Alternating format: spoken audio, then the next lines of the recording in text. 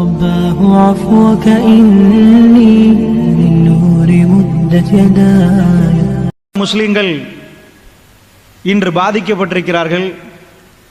இந்த பாதிப்புக்கு பின்னணியில் நபிகள் நாயகம் ஸல்லல்லாஹு அலைஹி வஸல்லம் அவர்கள் ஏதாவது சொல்லியிருக்கிறார்களா?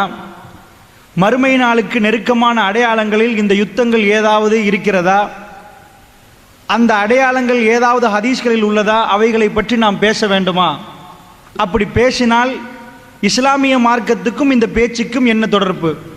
இந்த விடயங்களை முதலில் உங்களுக்கு மத்தியில் பதிவு செய்யலாம்னு நினைக்கிறேன். ஒரு அடிப்படையை நன்றாக நீங்கள் புரியணும். ஸஹீஹுல் முஸ்லிமில் இந்த ஹதீஸ் இடம்பெறுகிறது. அபூ ஹுரைரா ரலியல்லாஹு அன்ஹு அவர்கள் அறிவிக்கிறார்கள், மல்லம் யக்ஸு வலம் யுஹத்திஸ் நஃப்ஸஹு பில் கத்வி மாத்த அலா ஷுஅபத்தின் மினன் நிஃபாக். அபூ ஹுரைரா ரலியல்லாஹு அன்ஹு அவர்கள் அறிவிக்கிறார்கள், மல்லம் யக்ஸு, யார் போர் செய்யவில்லையோ, யார் ஜிஹாது செய்யவில்லையோ, ஜிஹாதுடைய களம் இருந்து யார் ஜிஹாது செய்யவில்லையோ அவர், வலம் யுஹத்திஸ் நஃப்ஸஹு பில் கத்வி, ஜிஹாதுக்கு கலந்து கொள்ள முடியவில்லை, எங்கேயோ நடக்கிறது, உடலால் நம்மளால் எதுவும் செய்ய முடியாத ஒரு நிலைமை இருக்கிற நேரம், யார் நம்முடைய மனதை அலட்டிக் கொள்ளவில்லையோ, மனதால் போராடவில்லையோ, மாத்த அலா ஷுஅபத்தின் மினன் நிஃபாக், அவர் முனாஃபிக்குடைய அடையாளத்தோடு மரணித்து விட்டார் என்றார்கள் ஸல்லல்லாஹு அலைஹி வஸல்லம் அவர்கள். உலகத்தில் நடக்கக்கூடிய முஸ்லிம் நாடுகளில் நடக்கக்கூடிய யுத்தங்கள், அவருடைய பாதிப்புகள் நானும் நீங்களும் முனாஃபிக்கா இல்லையா என்பதை பரிசோதனை செய்வதற்காக அல்லாஹ் ரப்புல் ஆலமீன் அவர்களுக்கு நேரடி சோதனை, எங்களுக்கு மறைமுகமான சோதனை. அதாவது உலகத்தில் யுத்தங்கள் நடக்கிறது, முஸ்லிம்கள் பாதிக்கப்படுகிறார்கள், அந்த பாதிப்பு நேரம் எங்களுடைய கல்புகள் அலட்டிக் கொள்ளவே இல்லை என்று சொன்னால், காலையில எழும்புகிறோம், ராத்திரி வருகிறோம், எங்க பிரச்சனை மட்டும்தான் எங்களுக்கு பிரச்சனையாக இருந்தால், அந்த ஷாம் தேசத்தில், சிரியாவிலே, பலஸ்தீனத்திலே அந்த மக்கள் பாதிக்கப்படுகிற நேரம், யமனிலே முஸ்லிம்கள் பாதிக்கப்படுகிற நேரம், ஒரு வாட்டியாவது அல்லாஹ்விடம் கரம் ஏந்தி, இறைவா அந்த மக்களுக்கு உன்னுடைய உதவி வேண்டும் யா அல்லாஹ், அவருடைய கல்புகளை எல்லாம் ஸ்திரப்படுத்தி விடிய அல்லாஹ் என்று நாம் கேட்காவிட்டால் இந்த சபை என்னையும் உங்களையும் அளந்து பார்ப்பதற்கான சபையாக இருக்கும். அல்லாஹ்வுடைய நல்லடியார்களே, ரசூலுல்லாஹ் சாதாரண வார்த்தை சொல்லவில்லை, மாத்த அலா ஷுஅபத்தின் மினன் நிஃபாக். ஸஹீஹுல் முஸ்லிமிலே வருகிறது, அவர் முனாஃபிக்குடைய அடையாளத்தோடு மரணித்து விட்டார் என்றார்கள் ஸல்லல்லாஹு அலைஹி வஸல்லம் அவர்கள். அப்படி என்றால் என்னிடம் முனாஃபிக்குடைய அடையாளம் இருக்கிறதா? உங்களிடம் முனாஃபிக்குடைய அடையாளம் இருக்கிறதா? நானும் நீங்களும் முஸ்லீமா முஃமினா என்று அளந்து பார்ப்பதற்கு இந்த உலக சம்பவங்கள் சிலது நான் சொல்லிக் கொண்டு போகிறேன். அது சம்பந்தமாக எங்களுடைய கல்புகளுடைய உணர்வுகள் என்ன என்பதை நாங்கள் யாரிடமும் சொல்ல வேண்டாம், நம்மிடமே விசாரித்து பார்க்க வேண்டும் என்பதைத்தான் முதலில் நான் பதிவு செய்கிறேன்.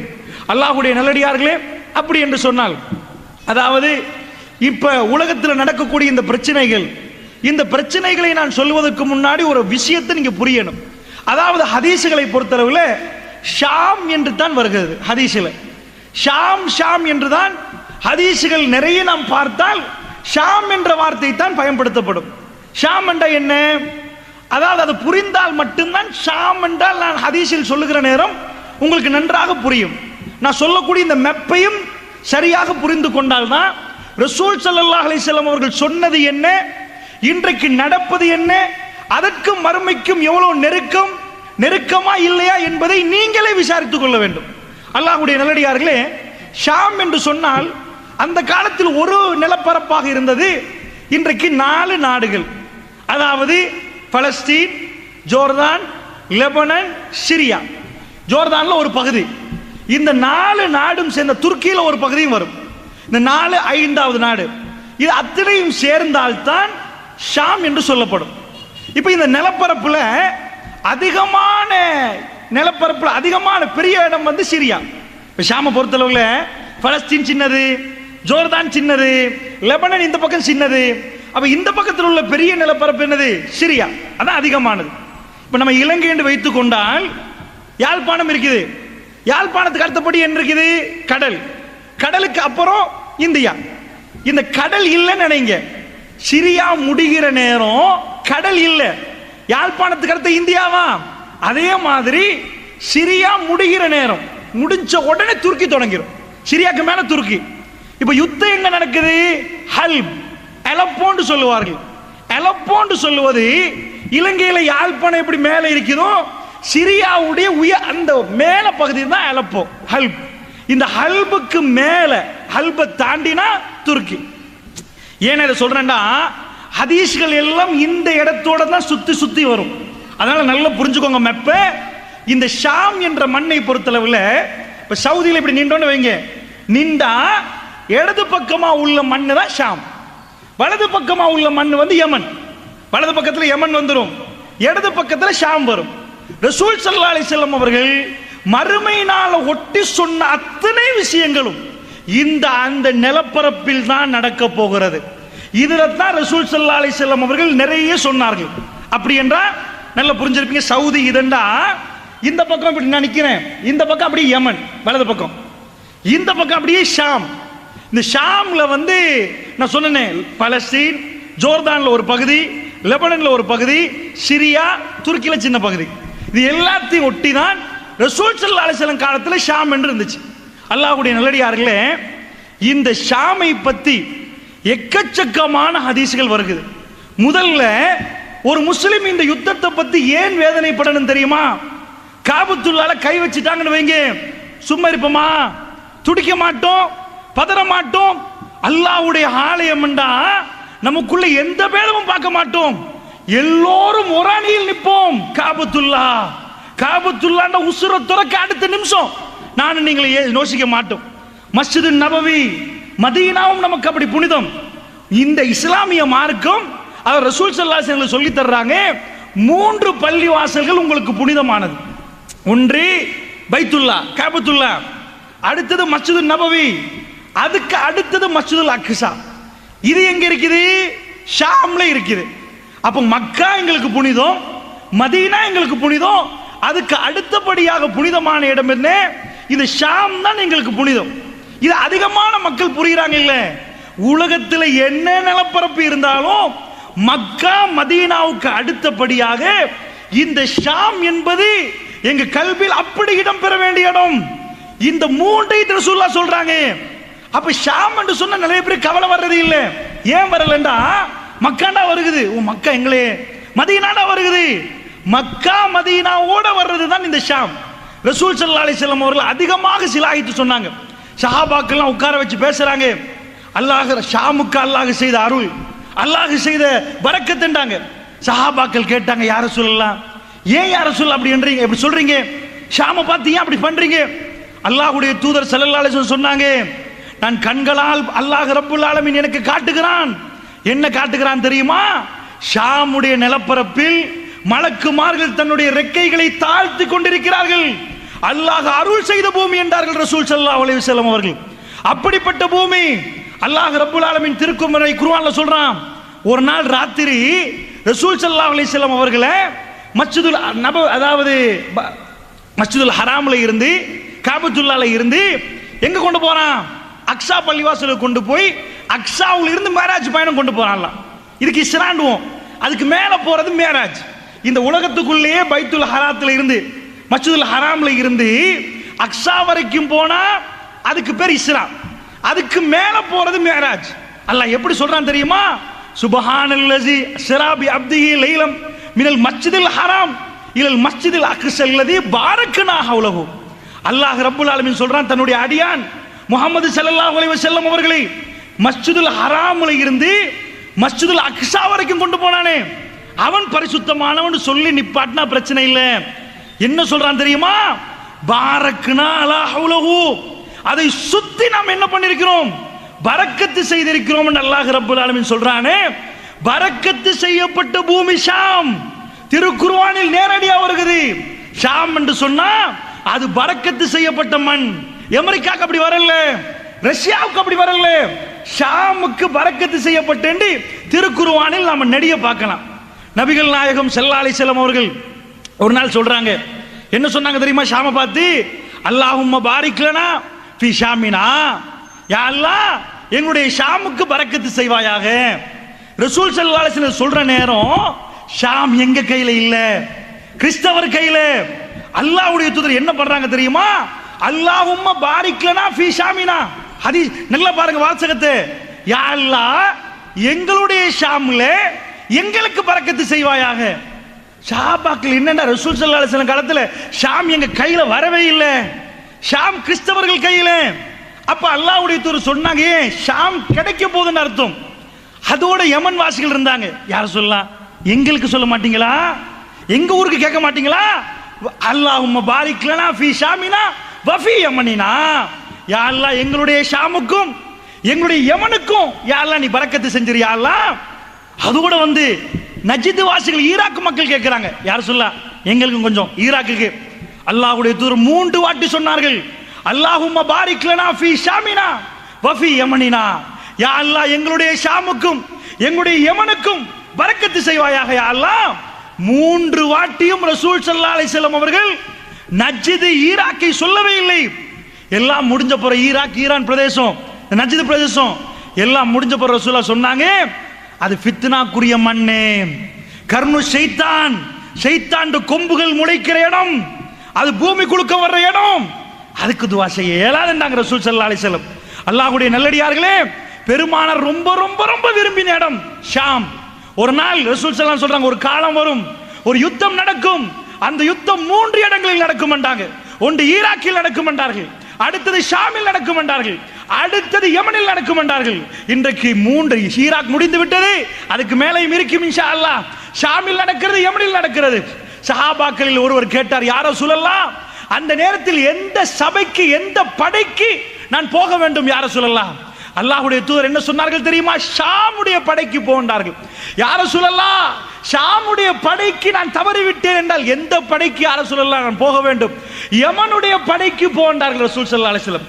அல்லாஹ்வுடைய தூதர் விரும்பியது ஷாம், இல்லாவிட்டால் யமன்.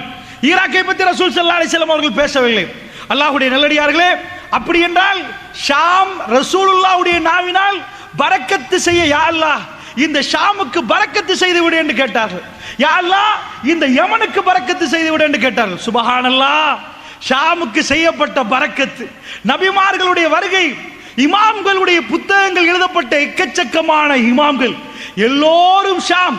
பேர் குறிப்பிட்டு இன்றைக்கு நான் சொல்லக்கூடிய எல்லா ஹதீஸும் ஷேக் அல்பானி அவர்களால் சஹீஹாக்கப்பட்ட ஹதீஸ் தான் சொல்ல போகிறேன். இந்த ஷேக் அல்பானி அவர்கள் பிரச்சாரம் செய்த மண்ணு ஷாமுடைய மண்ணு.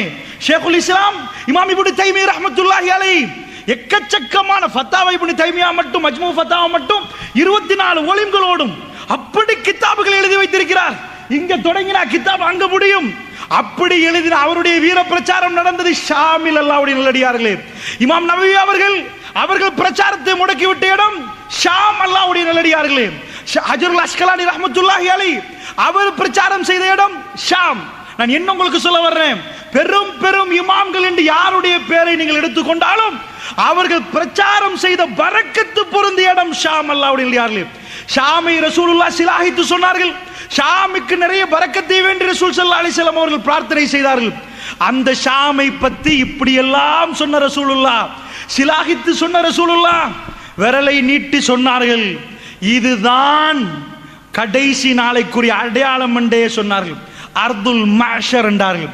மஹ்ஷருடைய பூமி ஷாம், அர்துல் மஹ்ஷர் என்றார்கள். இந்த ஷாம் இருக்கிறது, இது மஹ்ஷருடைய மண் என்றார்கள் ரசூல் ஸல்லல்லாஹு அலைஹி வஸல்லம் அவர்கள். மஹ்ஷருடைய மண் என்றால் மஹ்ஷர் மைதானம் நினைச்சிட கூடாது. மறுமை நாள் நெருங்குற நேரம் நெருப்புகள் எடுக்குமா, இந்த பக்கம் அந்த பக்கம் எல்லா பக்கமும் நெருப்பு எடுக்கும். அந்த நெருப்பு மக்களை தள்ளிட்டே வரும். மக்கள் எல்லோரும் மறுமை நாளுக்கு நெருங்குற நேரம் ஒன்று சேருகிற இடம் ஷாம் என்றார்கள் ரசூல் ஸல்லல்லாஹு அலைஹி வஸல்லம். அப்படி என்று சொன்னால் இப்பொழுது நாம் ஷாமில் இருந்தே வருவோம். அந்த ஷாமை பற்றி ரசூலுல்லாஹ் சொன்னதும் இன்றைக்கு நடக்கக்கூடிய யுத்தத்துக்கும் என்ன முடிச்சு போடலாம், இது என்ன யுத்தம் என்பதை நீங்கள் பார்க்கலாம். அல்லாஹ்வுடைய நல்லடியார்களே, நபிகள் நாயகம் ஸல்லல்லாஹு அலைஹி வஸல்லம் அவர்கள் இந்த ஷாமை சிலாகித்து சொன்னதெல்லாம் ஒரு பக்கம் வைப்போம். அதில் எக்கச்சக்கமான பரக்கத்துகளை நாங்கள் பார்த்து விட்டோம். அந்த மண்ணிலே ஒரு பிரச்சனை என்றால் ஒவ்வொரு மூமினுடைய கல்விலும் வேதனை உருவாக வேண்டும் என்ற சிந்தனையும் உங்களுக்கு மத்தியில் வைத்து விட்டேன். ரசூல் ஸல்லல்லாஹு அலைஹி வஸல்லம் அவர்கள் ஷாம் கிடைக்க முன்னாடி இந்த துஆவை செய்தார்களே, அல்லாஹ் மீது ஆணையாக ரசூலுல்லாஹ் மௌத்தாகி 4 வருடங்களுக்கு பிறகுதான் ஷாம் எங்கள் கையிலே கிடைக்கிறது. ரசூலுல்லாஹ் கேட்ட துஆ என்ன? அல்லாஹும்ம பாரிக் லனா ஃபீ ஷாமினா, யா அல்லாஹ் எங்களுடைய ஷாமுக்கு எங்களுக்கு பரக்கத்து செய்வாயாக என்று கேட்டார்கள். கேட்கிற நேரம் ஷாம் யாருடைய கையிலே? ரோமர்களுடைய கையிலே, கிறிஸ்தவர்களுடைய கையிலே. ரசூலுல்லாஹ் மௌத்தாகி அபூ உபைதா இப்னுல் ஜர்ராஹ் ரலியல்லாஹு அன்ஹு அவர்கள் 4 ஆண்டுகள் ஹிஜ்ரி 15ஆம் ஆண்டு உமர் பின் கத்தாப் ரலியல்லாஹு அன்ஹு காலத்தில் அவர்தான் ஷாமை கைப்பற்றி கொண்டு வருகிறார். ரசூலுல்லாஹ் ஒரு நாள் சொன்னார்கள், அஹ்ஸாப் போர், அதாவது கந்தக் என்ற ஒரு யுத்தம் நடந்தது. இந்த யுத்தத்தை பொறுத்தளவில் எல்லாரும் பத்ர் தெரிஞ்சு வச்சிருப்பாங்க. பத்ருக்கு பிறகு உஹது யுத்தம் நடந்துச்சு. இதே மாதிரி அடுத்த யுத்தம் அஹ்ஸாப் யுத்தம், ஹந்தக் யுத்தம், அகல் யுத்தம். இந்த யுத்தத்தை மாதிரி இந்த உம்மத்திலே அதிபயங்கரமான யுத்தத்தை நீங்க பார்க்கவே இயலாது. இதுதான் ஃபைனல் வார் என்று சொல்ற மாதிரி யுத்தம். அவ்வளவு அற்புதம், அதிபயங்கரமான ஒரு யுத்தம். ஏனென்றா பத்ர்ல 300, அவங்க 1000. டிஃபரண்ட் எவ்வளவு? 700 பேர். இங்க 300, அவங்க 1000 ஆச்சா? 700 தான் டிஃபரண்ட். அந்த டிஃபரண்ட்ல அல்லாஹ் வெற்றியை கொடுத்துட்டானா? உஹது பிரச்சனை இல்லை. அஹ்ஸாபை பொறுத்தளவுல எல்லோ இப்ப ரியாத்ன்றமே, அதுக்கு நஜித்னு சொல்லுவாங்க. அந்த டைம்ல இந்த பகுதி எல்லாம் காஃபிர், எல்லாரும் ஒன்று சேர்றாங்க. எதுக்கு தெரியுமா? மதீனாவை சுத்தி வளைச்சு அவ்வளவு பேரை கொண்டு போட்டுரும். இதான் ஃபைனல் டிசிஷன். வர்றார்கள் எல்லோரும் படையெடுத்துக்கொண்டு, கிட்டத்தட்ட 10,000 பேர். மதீனா பாப்புலேஷனை எல்லாத்தையும் சேர்த்தாலும் 3000 வராது. இப்ப எவ்வளவு டிஃபரண்ட்? 7000 பேர் டிஃபரண்ட். 10,000 வர்றான், 3000 பேர் இருக்கிற ரசூலுல்லாஹ் தாடியை பிடிச்சிட்டாங்க. மெசேஜ் வந்துடும். அப்படியே யோசிச்சுட்டு இருக்கிற நேரம் சல்மான் அல் ஃபாரிசி வர்றாரு. யார சொல்லலாம், கவலைப்படாதீங்க, அல்லாஹ் இருக்கிறான். இங்க பாரசீகம் என்ன ஒரு பெரிய சாம்ராஜ்யம். இன்றைக்கு அமெரிக்கா அதனுடைய டொனால்ட் ட்ரம்புடைய பதவியேற்ப உலகமே பேசுது என்றால், இதே மாதிரி பாரசீகம் என்பது இன்றைக்கு அமெரிக்கா மாதிரி. பாரசீக சாம்ராஜ்யம், எம்பையர் ஆஃப் பெர்ஷியா, பெர்ஷியாவுடைய சாம்ராஜ்யத்து பாரசீகத்திலிருந்து வந்தவர் அவர் சல்மான் அல் ஃபாரிசி. யார சொல்ல, எங்க ஊர்ல என்ன செய்வாங்க தெரியுமா? இந்த மாதிரி படையெடுத்து வந்தா குழி தோண்டிடுவோம். அப்ப வந்து எதிரி கீழே உளுந்துருவானா? குடியில உளுந்து தானே நம்மகிட்ட வரணும். உழுகிற நேரம் சரம் மாறியா பார்த்துக்கொள்வோம். செஞ்சிருவோமா? யார சொல்லலாம்? மதீனாவில் பட்டினி நிலவுறது. ரசூலுல்லாஹ் முடிவெடுக்கிறாங்க. சல்மான் அல் ஃபாரிசி சொன்னதை செய்வோம் என்றாங்க. எல்லோரும் குழியை தோண்டுங்கன்றாங்க. கிட்டத்தட்ட 1500 பேர் கிளம்புறார்கள். உள்ள அவ்வளவு ஆம்பளைகளும். சாப்பிடுக்கு வழி இல்லை, வயிற்றுகள்ல கல்லு தொங்குது. மதீனாவில் இந்த பக்கம் பெரிய மலை தொடர், அங்கெல்லாம் குழி தோண்ட தேவையில்லை. இந்த பக்கம் மலை தொடர், அதுக்கு பிரச்சனை இல்லை.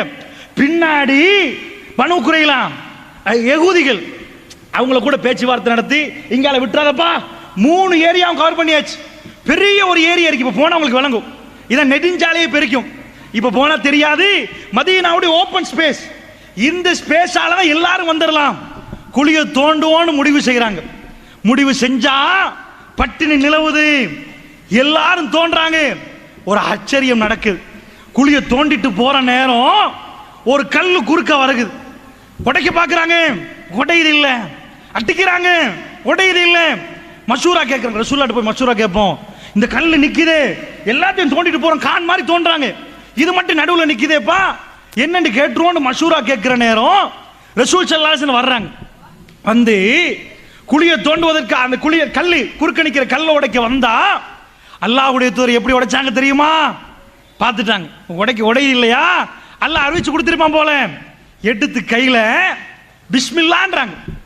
பிஸ்மில்லான்னு ஒரு அடி, கல்லு சுக்குனு, கல்லு உடையுது. அல்லாஹ் அக்பர்ன்றாங்க ரசூலுல்லாஹ். இதுதான் ஷாமுடைய வாசல் திறக்கிற நேரம். இந்த யுத்தம் வரைக்கும் எப்படி வரைபடத்தை கீத்துறாங்கன்னு பாருங்க. இன்னும் ஷாம் கையில கிடைக்கல.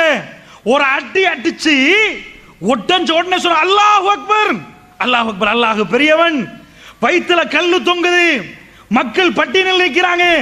ரசூலுல்லாஹ் என்ன பண்றாங்கண்டா, மக்களை பார்த்து என்ன சொன்னார்கள் தெரியுமா? அல்லாஹ் ரப்புல் ஆலமீன் ஷாமுடைய செந்நிறை கோட்டைகளை எனக்கு காட்டுகிறான். அல்லாஹ் ஷாமை என் கையில் தருகிறான், என்னுடைய உம்மத்தின் கையில் கொடுக்கிறான் என்றார்கள் ரசூல் ஸல்லல்லாஹு அலைஹி வஸல்லம். கல்லில் இன்னொரு பகுதி மீதமா இருக்குது. அப்படியே பிஸ்மில்லாஹ் அறுத்தாட்டி கல்லு உடையுது. அல்லாஹ் அக்பர் என்றாங்க. வயிற்றுல கல்லு தொங்குது. 10,000 பேர் வெளியே நிக்கிறான், 3000 பேரை காலி பண்ணிடுவான். இது கங்கால மதீனாவுல வாழலாமா வாழ முடியாதா என்ற கேள்வி இருக்கிற நேரம் பெருமானார் என்ன பேசுறாங்க தெரியுமா? கல்லு உடையுது, யாராலும் உடைக்க முடியாத கல்லு. ரசூல் ஸல்லல்லாஹு அலைஹி வஸல்லம் சொன்னாங்க. என்ன சொன்னார்கள் தெரியுமா? பாரசீக கோட்டை, வெள்ளை மாளிகை, பைத்துல் அபியல், பாரசீக மன்னனுடைய வெள்ளை மாளிகை, ஒயிட் பேலஸ், அதை அல்லாஹ் ரப்புல் ஆலமீன் எனக்கு காட்டுகிறான். அவருடைய கருவூலங்களை என்னுடைய உம்மத்துக்கு கொடுக்கிறான் என்றார்கள் ரசூல் ஸல்லல்லாஹு அலைஹி வஸல்லம். இன்னொரு பகுதி மிஞ்சிருக்குது. பிஸ்மில்லாஹ் ஓங்கி ஒரு அடி அடித்தார்கள், கல்லு சுக்குநூறாகி விட்டது. அல்லாஹ் அக்பர் என்றார்கள். ரசூல் ஸல்லல்லாஹு அலைஹி வஸல்லம் சொன்னார்கள், யமனுக்குரிய நுழைவாயலை வல்லாஹி அல்லாஹ் எனக்கு காண்பிக்கிறான், அதையும் என் உம்மத்து கையில கொடுத்துட்டான். சுப்ஹானல்லாஹ். இது எப்படிப்பட்ட நிலைமைன்னு சொன்னாதான் உங்களுக்கு புரியும். ஏனண்டா இப்ப எங்களை சுத்தி வளைச்சு ரவுண்ட் அப் பண்ணிட்டாங்கன்னு வைங்க, இந்த டைம்ல போய் பாரசீகத்தை பிடிச்சா எப்படி இருக்கும்? ஒரு எம்பையர, ஒரு சாம்ராஜ்யம் கையில வருமா? அட உள்ள மதீனாவே பாதுகாக்கிறதுக்கு எல்லாம் இருக்கிறோம், நாம கொஞ்சம் பேர் இருந்துட்டு அவ்வளவு பேர் எப்படி பிடிக்கிறேன்னு யோசிக்க மாட்டாங்களா? இறை தூதரா இருந்தா மட்டும்தான் இதை பேசலாம், இல்லன்னா பேச இயலாது. யாரு கையில இருக்குது? ஒரு சின்ன ஆள் கையில இருக்குது, சக்கரவர்த்தி கையில இருக்குது, சாம்ராஜ்யத்தின் பெரும் தலைவர், அவங்க கையில இருந்து சாம்ராஜ்யமே வந்துருமா? அதுக்கு மேல இல்லையா? பாரசீக சாம்ராஜ்யம் உடைஞ்சு போயிருமா? எத்தனை நாடுகள்! சுப்ஹானல்லாஹ். கொஞ்ச நெஞ்ச நாடா? பாரசீகம் என்பது இத்தாலியை தலைநகரமாக கொண்ட ஈராக்கு, ஈரான், பாரசீகம் என்றா ஈரான தலைநகரமாக கொண்ட பெரிய நிலப்பரப்பு. ஷாமண்டா இது ரோமபுரி என்ன இத்தாலிய தலைநகரமாக கொண்ட பெரிய நிலப்பரப்பு. இதெல்லாம் நம்ம கையில வந்துரும்ன்றாங்க ரசூலுல்லாஹ். சுப்ஹானல்லாஹ். எப்படி நேரம் என்று சொன்னா உங்களுக்கு வழங்கும் கையில வர்றதுக்கு. அல்லாஹ்வுடைய நல்லடியார்களே, கடைசி மூமெண்ட் சொல்லி காட்டுறேன் கேளுங்க. அஹ்ஸாப் போர் மாதிரி சஹாபாக்கள் வந்து அவ்வளவு நொந்து போன ஒரு யுத்தம் இல்லை. இரவாகிறது, போருக்கு வந்து விட்டார்கள். மதீனாவுல கொஸ்டின் மார்க் நிலவுது. 10,000 பேர் குளிக்கு அங்கால நிக்கிறான், 3,000 பேர் இங்க இருக்கிறாங்க குடும்பம் சகிதம். வந்து பாஞ்சா முடிஞ்சு போச்சு கதை. பத்ர் மாதிரியே 10 மடங்கு என்லார்ஜ் பண்ணி பாருங்க. 300 3000 1000 10,000 மாறி இருக்குது. ரசூலுல்லாஹ் எழும்புறாங்க. சுப்ஹானல்லாஹ். ஆச்சரியமான ஒரு வரலாறு சஹீஹ் முஸ்லிம்ல வருகிறது. எந்த அளவுக்கு கண்ட அல்லாஹ் ரப்புல் ஆலமீன் எப்படி விரட்டான் பாருங்க. நீங்க சூரா அஹ்ஸாபை பிரட்டி பார்த்து உங்களுக்கு விளங்கும். பெருமானார் எழும்பி கேட்கிறாங்க, மக்களே என்ன அறிவிச்சாங்க தெரியுமா? அடுத்த பக்கம் குழியை தாண்டி அடுத்த பக்கமா நிக்கிறாங்க படை தலைவர் அபூ சுஃபியான். அங்க போய் அவங்க என்ன மஷூரா பண்றாங்கன்னு யாராவது என்கிட்ட கேட்டு சொல்லுவீர்களா? என்ன பரிசு தெரியுமா அவர்களுக்கு? சாதாரண பரிசு அறிவிக்கல. என்னோடு சுவர்க்கத்தில் இப்படி இருக்கலாம், நானும் அவர் சுவர்க்கத்தில் அப்படி நிற்போம். ஒன்று ஒன்று இந்த குழியை தாண்டி போய் அதுக்கு அங்கால இருக்கிறார்களே, அவங்க என்ன மஷூரா பண்றாங்கன்னு கேட்டு சொல்லிருங்க அப்படின்றாங்க. அல்லாஹ்வுக்கு வகை அறிவிச்சிடலாம். ஆனா அல்லாஹ் ஒரு பரிசு கொடுக்க போறான். புரிஞ்சு கொள்ளுங்கள் எப்படி ஷாம் கையில வருகுதுன்னு. அல்லாஹ் ரப்புல் ஆலமீன் ஒரு பரிசு கொடுக்க போறான் அஹ்ஸாப் யுத்தத்துல. ரசூலுல்லாஹ் சொல்லிட்டாங்களா? ஒரு ஆள். சுப்ஹானல்லாஹ். சஹாபாக்கள் கேட்பாங்க, யா ரசூலல்லாஹ் சொர்க்கத்தில் எனக்கு இடம் இருக்குதா? அப்படி பண்ணட்டுமா இப்படி பண்ணட்டுமா? சுப்ஹானல்லாஹ். நினைமையை நினைச்சு பாருங்க. ஒரு ஆள், சஹீஹ் முஸ்லிம்ல உள்ள ஹதீஸ், ஒரு ஆள் எலும்பல்ல, அவ்வளவு மௌனம். ஏன் தெரியுமா? அப்படிப்பட்ட கூதல். அந்த கூதலை வர்ணிக்க இயலாது. அல்லாஹ் குர்ஆன்ல சொல்றான், நாங்க எதுக்கு அந்த கூதல் அனுப்பினோம்ன்றான். மைனஸ் ஆயிருக்குன்னு நினைக்கிறேன். எலும்பேல நட்டுங்க அப்படி நிக்கிறார்கள் எல்லாம் போத்திட்டு. சுப்ஹானல்லாஹ். இறை தூதர் மட்டும் ஆச்சரியமே எழும்பி பேசுறார். அல்லாஹ் அவருக்கு கொடுத்த அருள். நட்டுங்க நிக்கிற நேரம் இரண்டாவது தடவை ரசூலுல்லாஹ் கேட்கிறாங்க, மக்களே அங்க போய் நாளைக்கு யுத்தம் ஆரம்பிக்க போகுது, அங்க போய் அவங்க என்ன பேசுறாங்கன்னு எனக்கு கேட்டு சொல்லி தர்றதுக்கு யாராவது உண்டா? அல்லாஹ் அறிவிக்கிறான், சுவர்க்கத்தில் நான் அவர் இப்படி நிற்போம், என்னோட சுவர்க்கத்தில் இருக்கலாம் என்றாங்க. யாருமே இல்லை.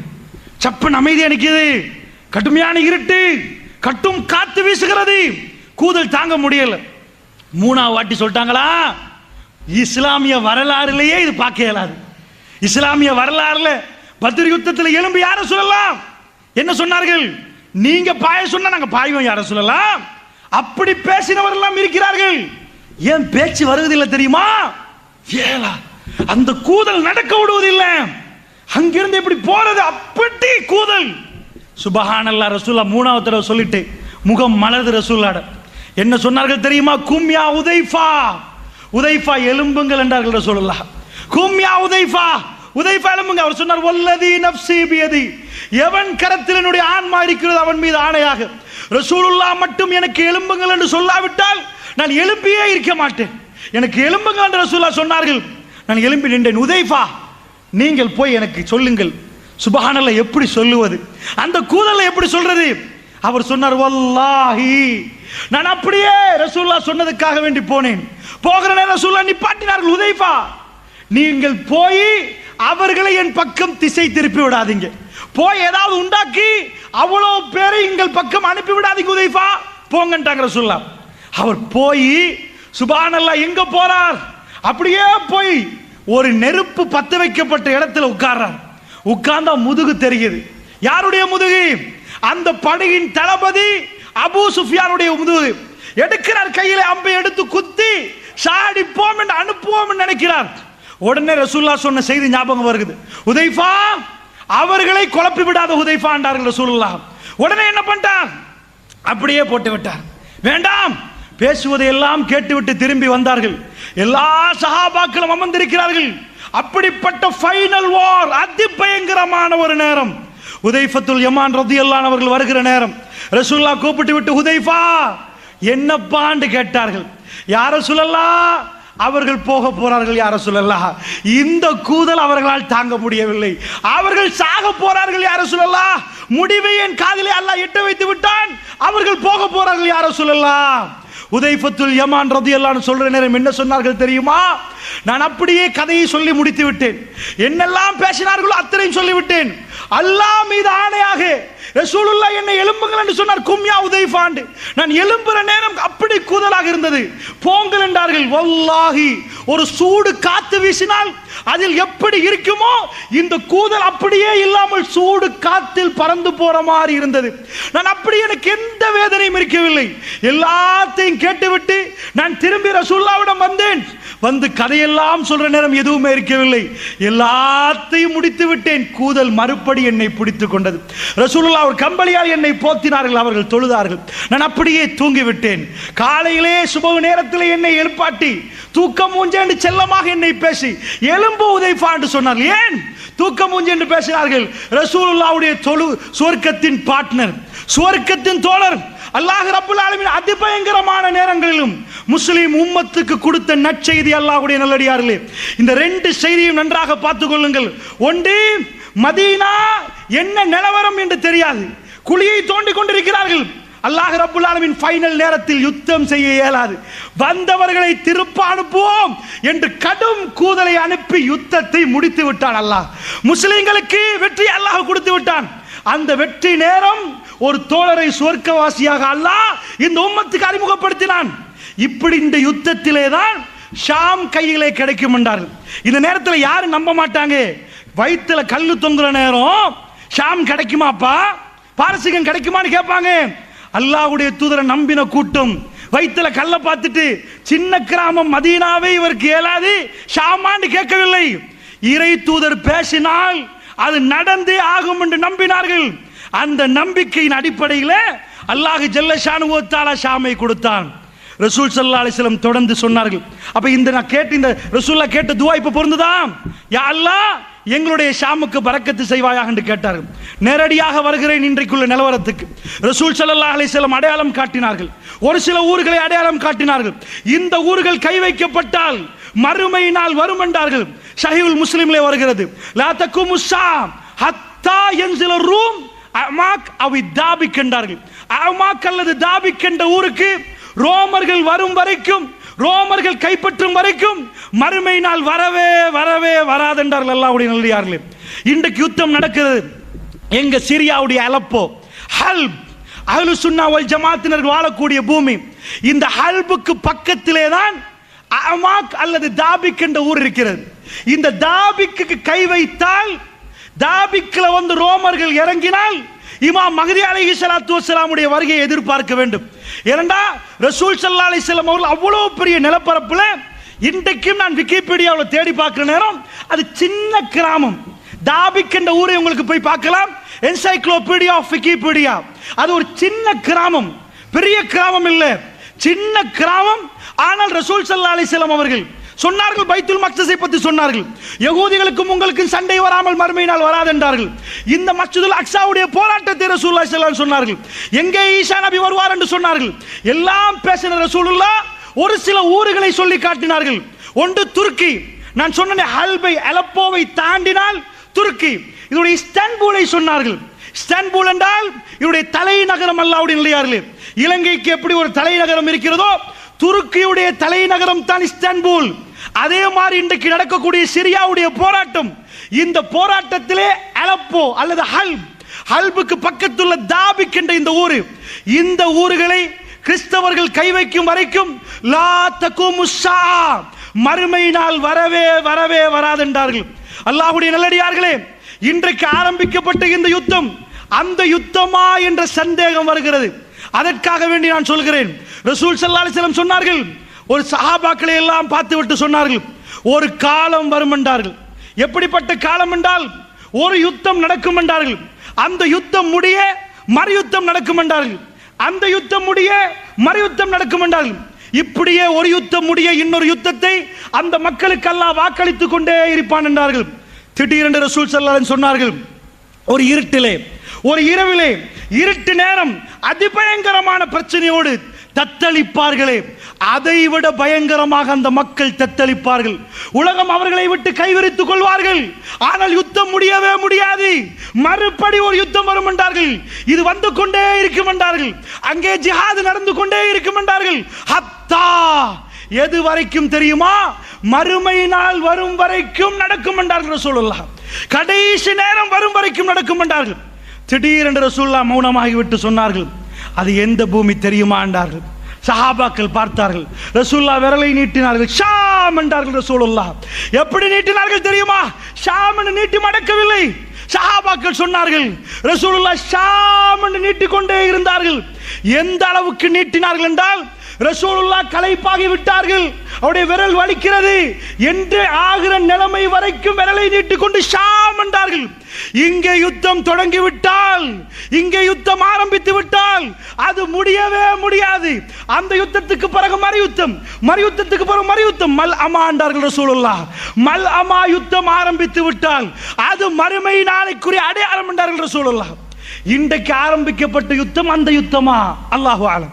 அல்லாஹ்வுடைய நல்லடியார்களே, நான் சொல்லக்கூடிய ஹதீஸ்களை எல்லாம் வைத்து விட்டு நீங்கள் கடைசியில் முடிவெடுங்கள், இது அப்படிப்பட்ட யுத்தமா என்று முடிவெடுப்பதற்கு தான் இந்த தலைப்பு தரப்பட்டிருக்கிறது. அப்படி என்றால் ரசூல் ஸல்லல்லாஹு அலைஹி வஸல்லம் இன்னொரு செய்தி சொன்னார்கள். இவைகள் எல்லாம் சஹீஹுல் முஸ்லிமில் வரக்கூடிய செய்தி. அல்லாஹ்வுடைய தூதர் சொன்னார்கள், ஒரு காலம் வரும் என்றார்கள். அந்த காலம் எப்படி இருக்கும் என்று தெரியுமா? ஈராக் அதனுடைய தீனாரை சொல்லிவிட்டு சொன்னார்கள், அது இப்ப இலங்கையிலே ரூபாய்கள், இலங்கையிலே ரூபாய், இதை தர மறுக்கும் என்றார்கள். ஈராக்கிலே ஈராக்குடைய பணத்தை ஈராக் தர மறுக்கும் என்றார்கள். அப்படின்னா என்ன அர்த்தம்? ஈராக் வறுமையாக இருக்கும், ஈராக்கிலே பொருளாதார தடை வரும், ஈராக்கிலே சல்லி பஞ்சம் வரும். அதைத்தான் ரசூலுல்லாஹ் சொன்னார்கள்.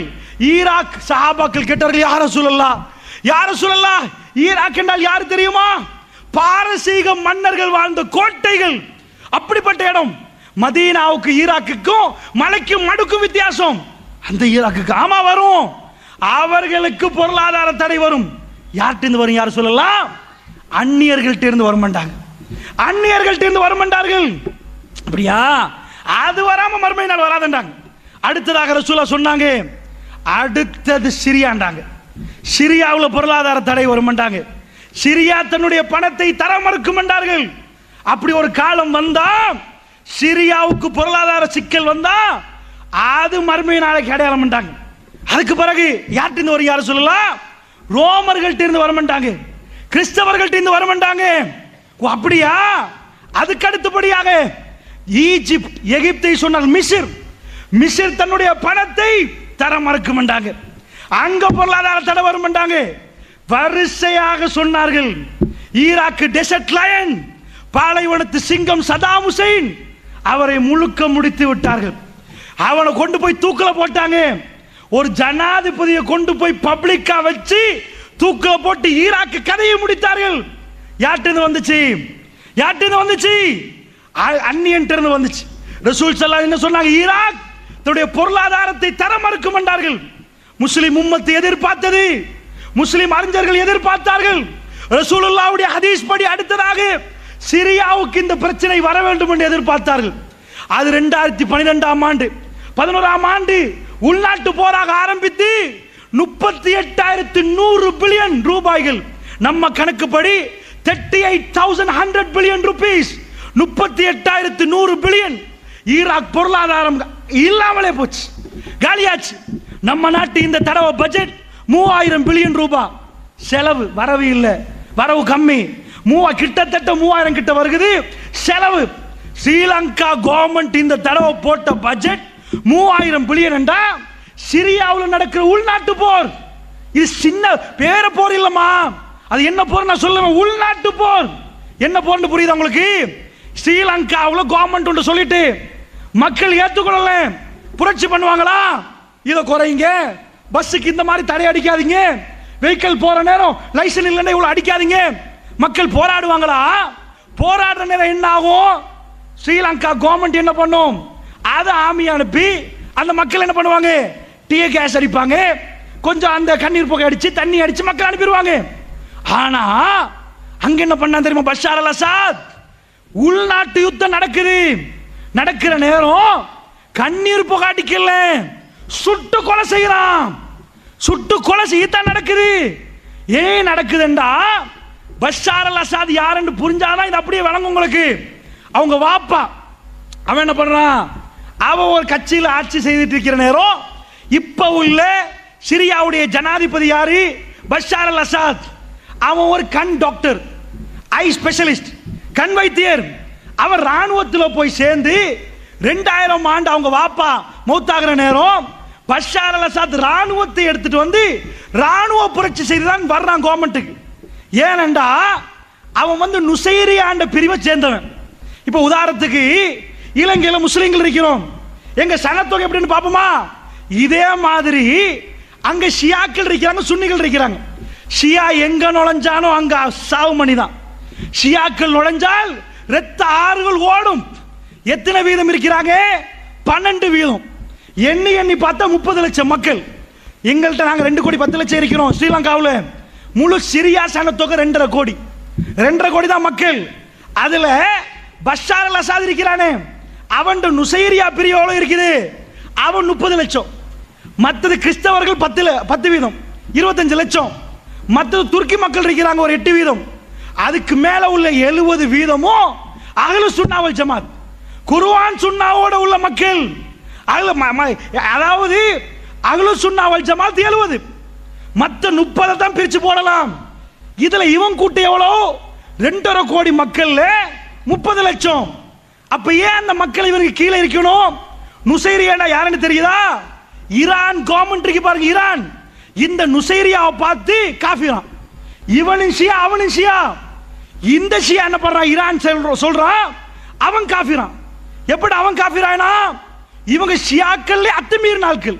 இவங்க யாருண்டா, ஈசா அலைஹிஸ்ஸலாத்து வஸ்ஸலாம் உலகத்துக்கு வந்த பிறகு அவன் என்ன பண்ணா? சிலர்கள் கிறிஸ்தவர்கள் என்ன பண்ணாங்க, இது இறைவனின் அவதாரம் எடுத்து ஈசா வந்தார், இவர் இறைவனின் மகன், இறைவன் தான் ஒரு கூட்டம், இறைவன் மகன் தான் ஒரு கூட்டம், இந்த மாதிரி போச்சு. இதே மாதிரி இவங்க என்ன பண்ணாங்கடா, அலி பின் அபி தாலிப் யாரு தெரியுமா? அல்லாஹ் இந்த உலகத்துக்கு அலியுடைய வடிவத்தில் வந்தான். சுப்ஹானல்லாஹ்.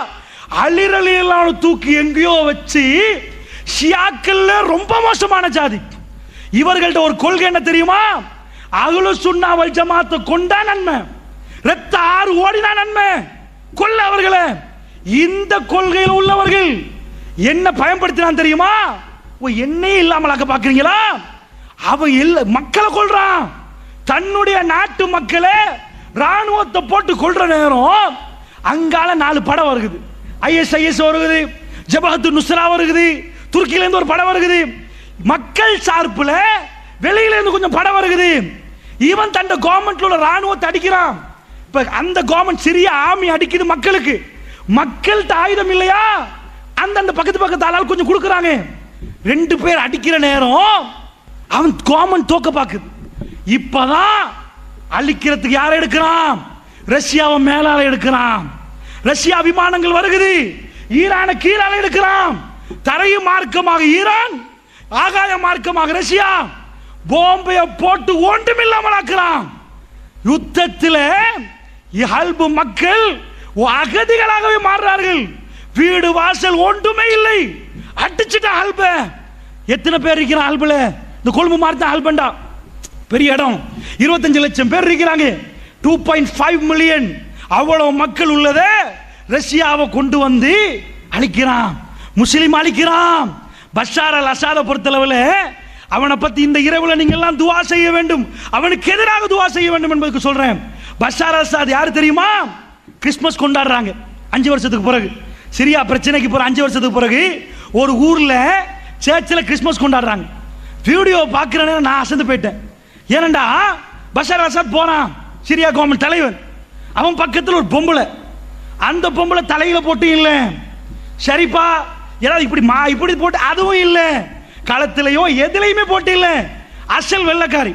பக்கத்தில் போறாங்க, போனா முழுக்க கருப்பு உடுத்த, தலையை மறைச்சி எல்லாத்தையும் மறைச்சி அபாயா போட்டு ஸ்காப் போட்ட பெண்கள், முழுக்க கருப்பு.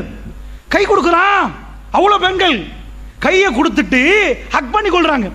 ஓ, முஸ்லிம் பொம்பளை இப்படி செய்ய மாட்டாங்களே, கை கொடுக்க மாட்டாங்களேன்னு பார்த்தா அது சர்ச். அங்க உள்ள கிறிஸ்தவ பெண்கள் எப்படியா எங்க நாட்டில் மாறி நாங்க இஸ்லாமிய அடிப்படையில் எல்லாத்தையும் மறைக்கிறோமே, தலையில இருந்து உடம்புல இருந்து கை வரைக்கும் எல்லாத்தையும் மறைக்கிறோங்க. அவ்வளோத்தையும் மறைச்சா அது யாருப்பா வெள்ளைக்காரி பக்கத்திலே போறான்னு பார்த்தா அஸ்மா அல் அசாத் பொண்டாட்டி, ஐரோப்பால படிச்சவன், தலையில இல்ல மேல இல்ல அசல் வெள்ளைக்காரி பொண்டாட்டி போறா. கிறிஸ்தவ பாதிரியார்கள் உள்ள அந்த இடத்துல கிறிஸ்தவர்கள் முழுக்க மறைச்சிருக்கிறாங்க. சுப்ஹானல்லாஹ், கம்யூனிசத்தை கொண்டு வந்து அப்படியே அந்த சிரியாவில் வைக்கிறான். இஸ்லாமிய சப்ஜெக்ட் ஒன்றுமே இல்லை. இவன் தான் பஷார் அல் அசாத். இவன் என்ன பண்றான்? பிடிச்சி எங்க ஆட்கள் எல்லாத்தையும் கொள்றான். அஹ்லு சுன்னா வல் ஜமாத் என்றால் நானும் நீங்கள் உட்கார்ந்து இருக்கிறோமே, இந்த உறவுகள் தாங்க பாதிக்கப்படுறாங்க. அல்லாஹ்வுடைய நல்லடியார்களே, இந்த யுத்தத்தை வந்து ஏன் மறுமை நாளோட சேர்க்கிறோம்டா, இங்க ஒரு பெரிய இடியாப்ப சிக்கல் இருக்கு. என்ன இடியாப்ப சிக்கல் தெரியுமா? மக்கள் தரப்புல போராடுறதுல நல்லவங்களும் இருக்கிறாங்க. இப்ப சிரியா தரப்பு இருக்குன்னு வைங்களேன், அதுல ஷியாக்கள் வந்து போராடுறாங்க. மக்கள் தரப்பு இருக்கு பாருங்க, துருக்கி கலைய தலையிடுது, ISIS தலையிடுது. இவங்கெல்லாம் நல்ல ஆட்களா? அங்க பெரிய பிரச்சனை விளங்குதா உங்களுக்கு? இப்ப உதாரணத்துக்கு நாங்க ஒரு படையை இருக்கிறேன்னு வைங்க, ஒரு பேச்சுக்கு நாங்க போய் ஃபைட் பண்றோம், ஒன்றுக்கு எதிராக ஃபைட் பண்ற நேரம் எங்க படையில 10 பேர் இருக்கிறான், 10 படை, 10மே நல்லவன் இல்ல. நாங்க ஒரு கெட்டதுக்காக போராடுறோம், எங்கள்கிட்ட உள்ள 10 படையும் சந்தேகம். அந்த மாதிரியான படைகள் தான் இதெல்லாம். இதுவரைக்கும் உலகத்தில் ISIS ஒண்ணுமே புரியல. யாருப்பா இந்த ISIS? நல்லவனா கெட்டவனா? கேள்விக்குறியா தான் இருக்குது. ஏன் கேள்விக்குறியா இருக்குது? இது அமெரிக்காவே வாசல திறந்த மாதிரி இருந்துச்சு. ஈராக் எப்படி ISIS உண்டாச்சு? ஈராக்கு யுத்தம் முடிய 3.5 லட்சம் பேரை கொண்டு போய் பெரிய ஜெயில அடைக்கிறான். அடைச்சா எப்படி வெளியாகுறாங்க? ஜெயில உடைச்சு வெளியே பாயிறான். வெளியே பாஞ்சா எது இப்ப மாடர்ன் ஆயுதமோ, நவீன ஆயுத களஞ்சியம் உண்டு ஜெயிலுக்கு பக்கத்திலே. பெரிய ஒரு ஸ்டோர் அமெரிக்காட, எல்லா ஆயுதமும் இருக்குது, நவீன ரகமான ஆயுதம். இந்த 3.5 லட்சம் பேர் என்ன பண்றாங்க? ஜெயில இந்த உடைச்சிட்டு வந்த உடனே ஆயுத களஞ்சியம் உடைக்கிறாங்க. உடைச்சு அதுல உள்ள ஆயுதத்தை எடுத்து ஈராக்கு வழியாக அப்படியே உள்ள நுழைஞ்சு சிரியாக்குள்ள போடுறாங்க. இப்ப என்ன பிரச்சனைண்டா, அமெரிக்கா இவ்வளவு கூமுட்டையா? வெளிக்கடை ஜெயில இருந்தே பாயலாம் இருக்குது, போகம்பர்ல இருந்தே பாயலாம் இருக்குது. 3.5 லட்சம் பேரை ஈராக்கில் அடக்கி வச்சு ஜெயில இருந்து பாய்ந்தார்களாம். பாஞ்சா சரி சரி, ஜெயில உடைச்சிட்டான்னு வைங்களேன், அவன்கிட்ட உள்ள அந்த மாதிரி பிரிசன் எல்லாம் உடைச்சிட்டான். உடைச்சா இங்க இருந்து போய் ஆயுத களஞ்சியத்தில் கை வைக்க காட்டியும் இவன் எங்க பார்த்தான்?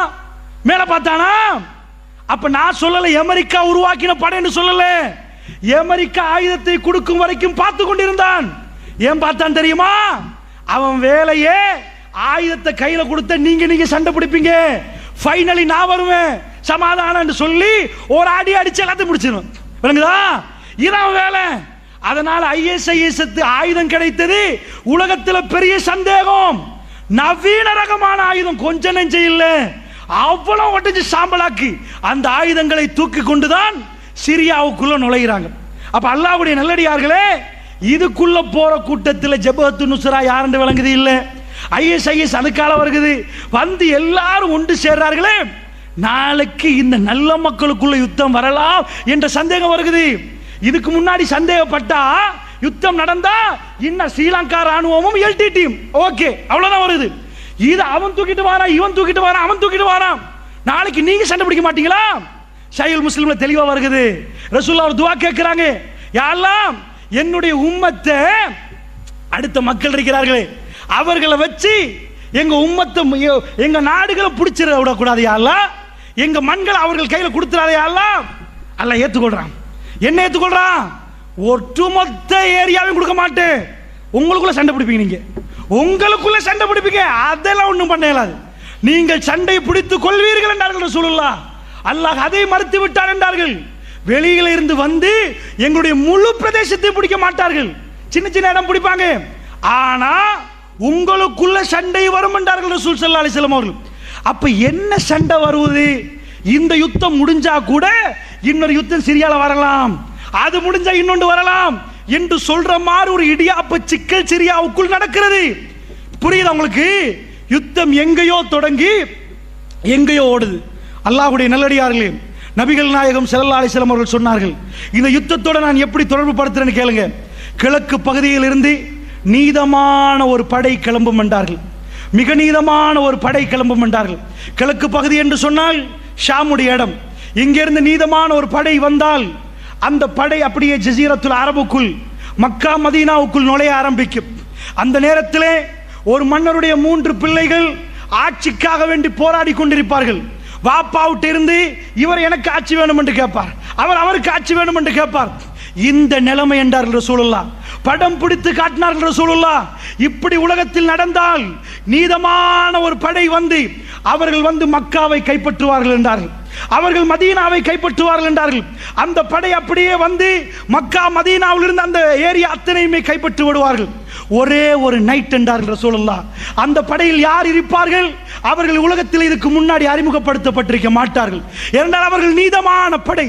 ரசூலுல்லாஹ் அந்த படைக்கு இன்ன பேர், அந்த பேர், இந்த பேர் என்று வைக்கவில்லை, அதில் நீதமான படை என்றார்கள், மிக நேர்மையான படை என்றார்கள். அவர்கள் வந்த உடனேயே கஅபத்துல்லா அங்கே அவர்கள் இருப்பார்கள். இரவு நேரம், ஒரே ஒரு நைட், ஹஜர், அதாவது மக்காம் இப்ராஹிமுக்கும் ஹஜருல் அஸ்வதுக்கும் இடைப்பட்ட இடத்திலே அவர் இமாம் மஹ்தி, அவரை தேர்ந்தெடுத்துக் கொள்வார்கள். அல்லாஹ்வுடைய நல்லடியார்களே, இந்த படை அவர்கள் வருவார்கள். எப்ப வருவார்கள் தெரியுமா? இவர்கள் வந்த உடனே மதீனா ஹை செக்யூரிட்டி ஜோன், மதீனாவிலே இருந்து தான் படைகள் உலகம் எங்கும் அனுப்பப்படும். ரசூலுல்லாஹ் அதுக்கு வைத்த பேர் என்ன தெரியுமா? மதீனாவில் இருந்து அந்த படை அனுப்பப்படுகிற நேரம் மிக பவர்ஃபுல்லான ஒரு படை. ரசூல் ஸல்லல்லாஹு அலைஹி வஸல்லம் பயன்படுத்துற வார்த்தை, உலகத்திலேயே அதிகமான பலமான படை இந்த படை என்றார் ரசூலுல்லாஹ். இந்த பூமியிலே பலமான படை மதீனாவில் இருந்து வெளியே வரும் என்றார்கள். வேற பேர் வைக்கவில்லை ரசூலுல்லாஹ். பலமான படை, நீதமான படை. அந்த பலமான படை எங்க போகும் தெரியுமா? ரோமர்கள் வந்து, கிறிஸ்தவர்கள் வந்து இஸ்தான்புல், கான்ஸ்டான்டினோப்பிள், துருக்கியுடைய தலைநகரத்தை இறங்கி கையிலே பிடித்துக் கொண்டிருப்பார்கள். துருக்கியை பிடித்தால், இன்றைக்கு துருக்கியில யுத்தம் ஆரம்பிக்கப்பட்டிருக்கிறது, சரமாரியாக பாம்பை போட்டுக் கொண்டிருக்கிறார்கள். இன்றைக்கு ஒரு மாதத்துக்கு முன்னாடி பீஸ் டாக்கை உடைத்து விட்டு துருக்கியிலே பிரச்சனை ஆரம்பித்து விட்டது. அரபு நாடுகள் எல்லாம் பிரச்சனைகள் இருக்கிறது. அல்லாஹ்வுடைய தூதர் என்ன சொன்னார்கள்? துருக்கியில் உள்ள தலைநகரம் இஸ்தான்புல், அது எங்கள்கிட்ட இருந்து பறி போனது என்று செய்தி உங்களுக்கு கேள்விப்பட்டால், அல்லாஹ்வுடைய நல்லடியார்களே, மஹ்தி அலைஹிஸ்ஸலாத்து வஸ்ஸலாமுடைய வருகைக்கும் இஸ்தான்புலுக்கும் மிக மிக நெருக்கமான தொடர்பு இருக்கிறது. அமாக் அல்லது தாபிக் என்ற ஊர் அலப்போவுக்கு பக்கத்திலே, இன்றைக்கு அதிபயங்கரமான யுத்தம் நடக்கக்கூடிய அலப்போவுக்கு பக்கத்திலே இந்த தாபிக் என்ற ஊர் எங்க கையில இருந்து பறி போய்விட்டால், அதே மாதிரி இஸ்தான்புல், துருக்கியுடைய இஸ்தான்புல் எங்க கையில இருந்து பறி போய்விட்டால், அல்லாஹ்வுடைய நல்லடியார்களே, அங்கே தான் இமாம் மஹ்தி வருவார். எங்கிருந்து வருவார்? ஹரத்திலே அவர் இருப்பார். ஒரு காலமும் அவருக்கே தெரியாது அவர் தான் மஹ்தி என்று. நன்றாக புரிந்து கொள்ளுங்கள், மஹ்தி அவர் என்று அவருக்கே தெரியாது. ரசூலுல்லாஹ் என்ன சொன்னார்கள்? படர்ந்த நெற்றி என்றார்கள். மூக்கு கொக்கை, இன்னொரு ஹதீஸிலே மூக்கு கொஞ்சம் நீளமாக இருக்கும் என்றார்கள். அவர் என்னுடைய குடும்பம் என்றார்கள். ரசூல் ஸல்லல்லாஹு அலைஹி சொன்னார்கள், என்னுடைய குடும்பம் என்றார்கள். என்னுடைய ஃபாத்திமாவுடைய குடும்பம் என்றார்கள் ரசூல் ஸல்லல்லாஹு அலைஹி வஸல்லம். குறிப்பாக ஹஸன் ரலியல்லாஹுடைய குடும்பம் என்றார்கள். அங்கிருந்து வருவார் முஹம்மது இப்னு அப்துல்லா, அவருடைய வாப்பாவுடைய பேர் அப்துல்லா, அவருடைய பேர் முஹம்மத். அப்துல்லா, முஹம்மத் என்னுடைய பேருக்கு ஒத்தாக இருக்கும், என் வாப்பா பேருக்கு அவருடைய வாப்பா பேர் ஒத்தாக இருக்கும், என் தாய் பேருக்கு அவருடைய தாய் பேர் ஒத்தாக இருக்கும். ரசூல் ஸல்லல்லாஹு அலைஹி வஸல்லம் அவர்கள் சொன்னார்கள், எல்லாத்தையும் சொல்லிவிட்டு அவர் யார், அவருக்கே தெரியாது. அல்லாஹ்வுடைய நல்லடியார்களே, அவர் அந்த நீதமான படையில் வந்தவர். எங்கே வந்தவர்? அவர் மக்காவில் பிறக்க மாட்டார், ஷாம்பாசி. அவர் வருவார் இந்த நீதமான படையில் வந்து காபத்துல்லா கைப்பற்றின உடனே அந்த நைட், அந்த இரவு, ஒரு இரவில் மஹதி வெளியாவார் என்றார்கள் சொல்லலாம்.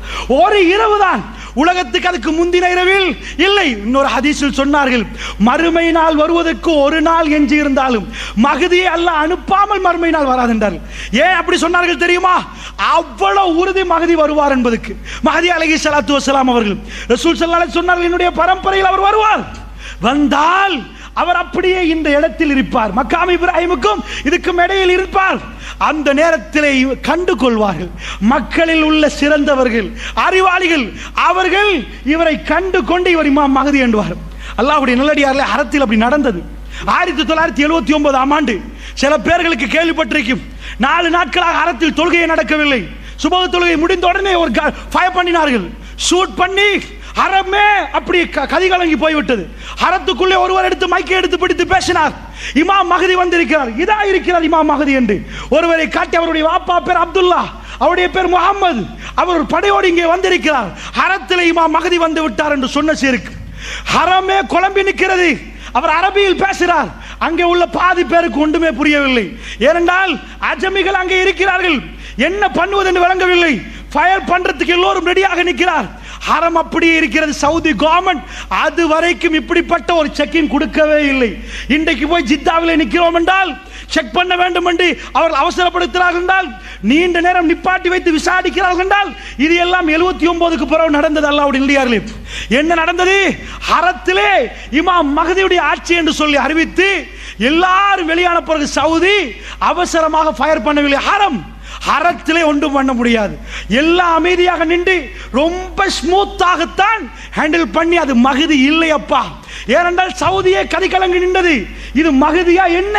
யார்? இமாம்கள் தெளிவாக பேசினார்கள், இப்படி மஹதி வர மாட்டார் என்றார்கள், தெளிவாக சொன்னார்கள்.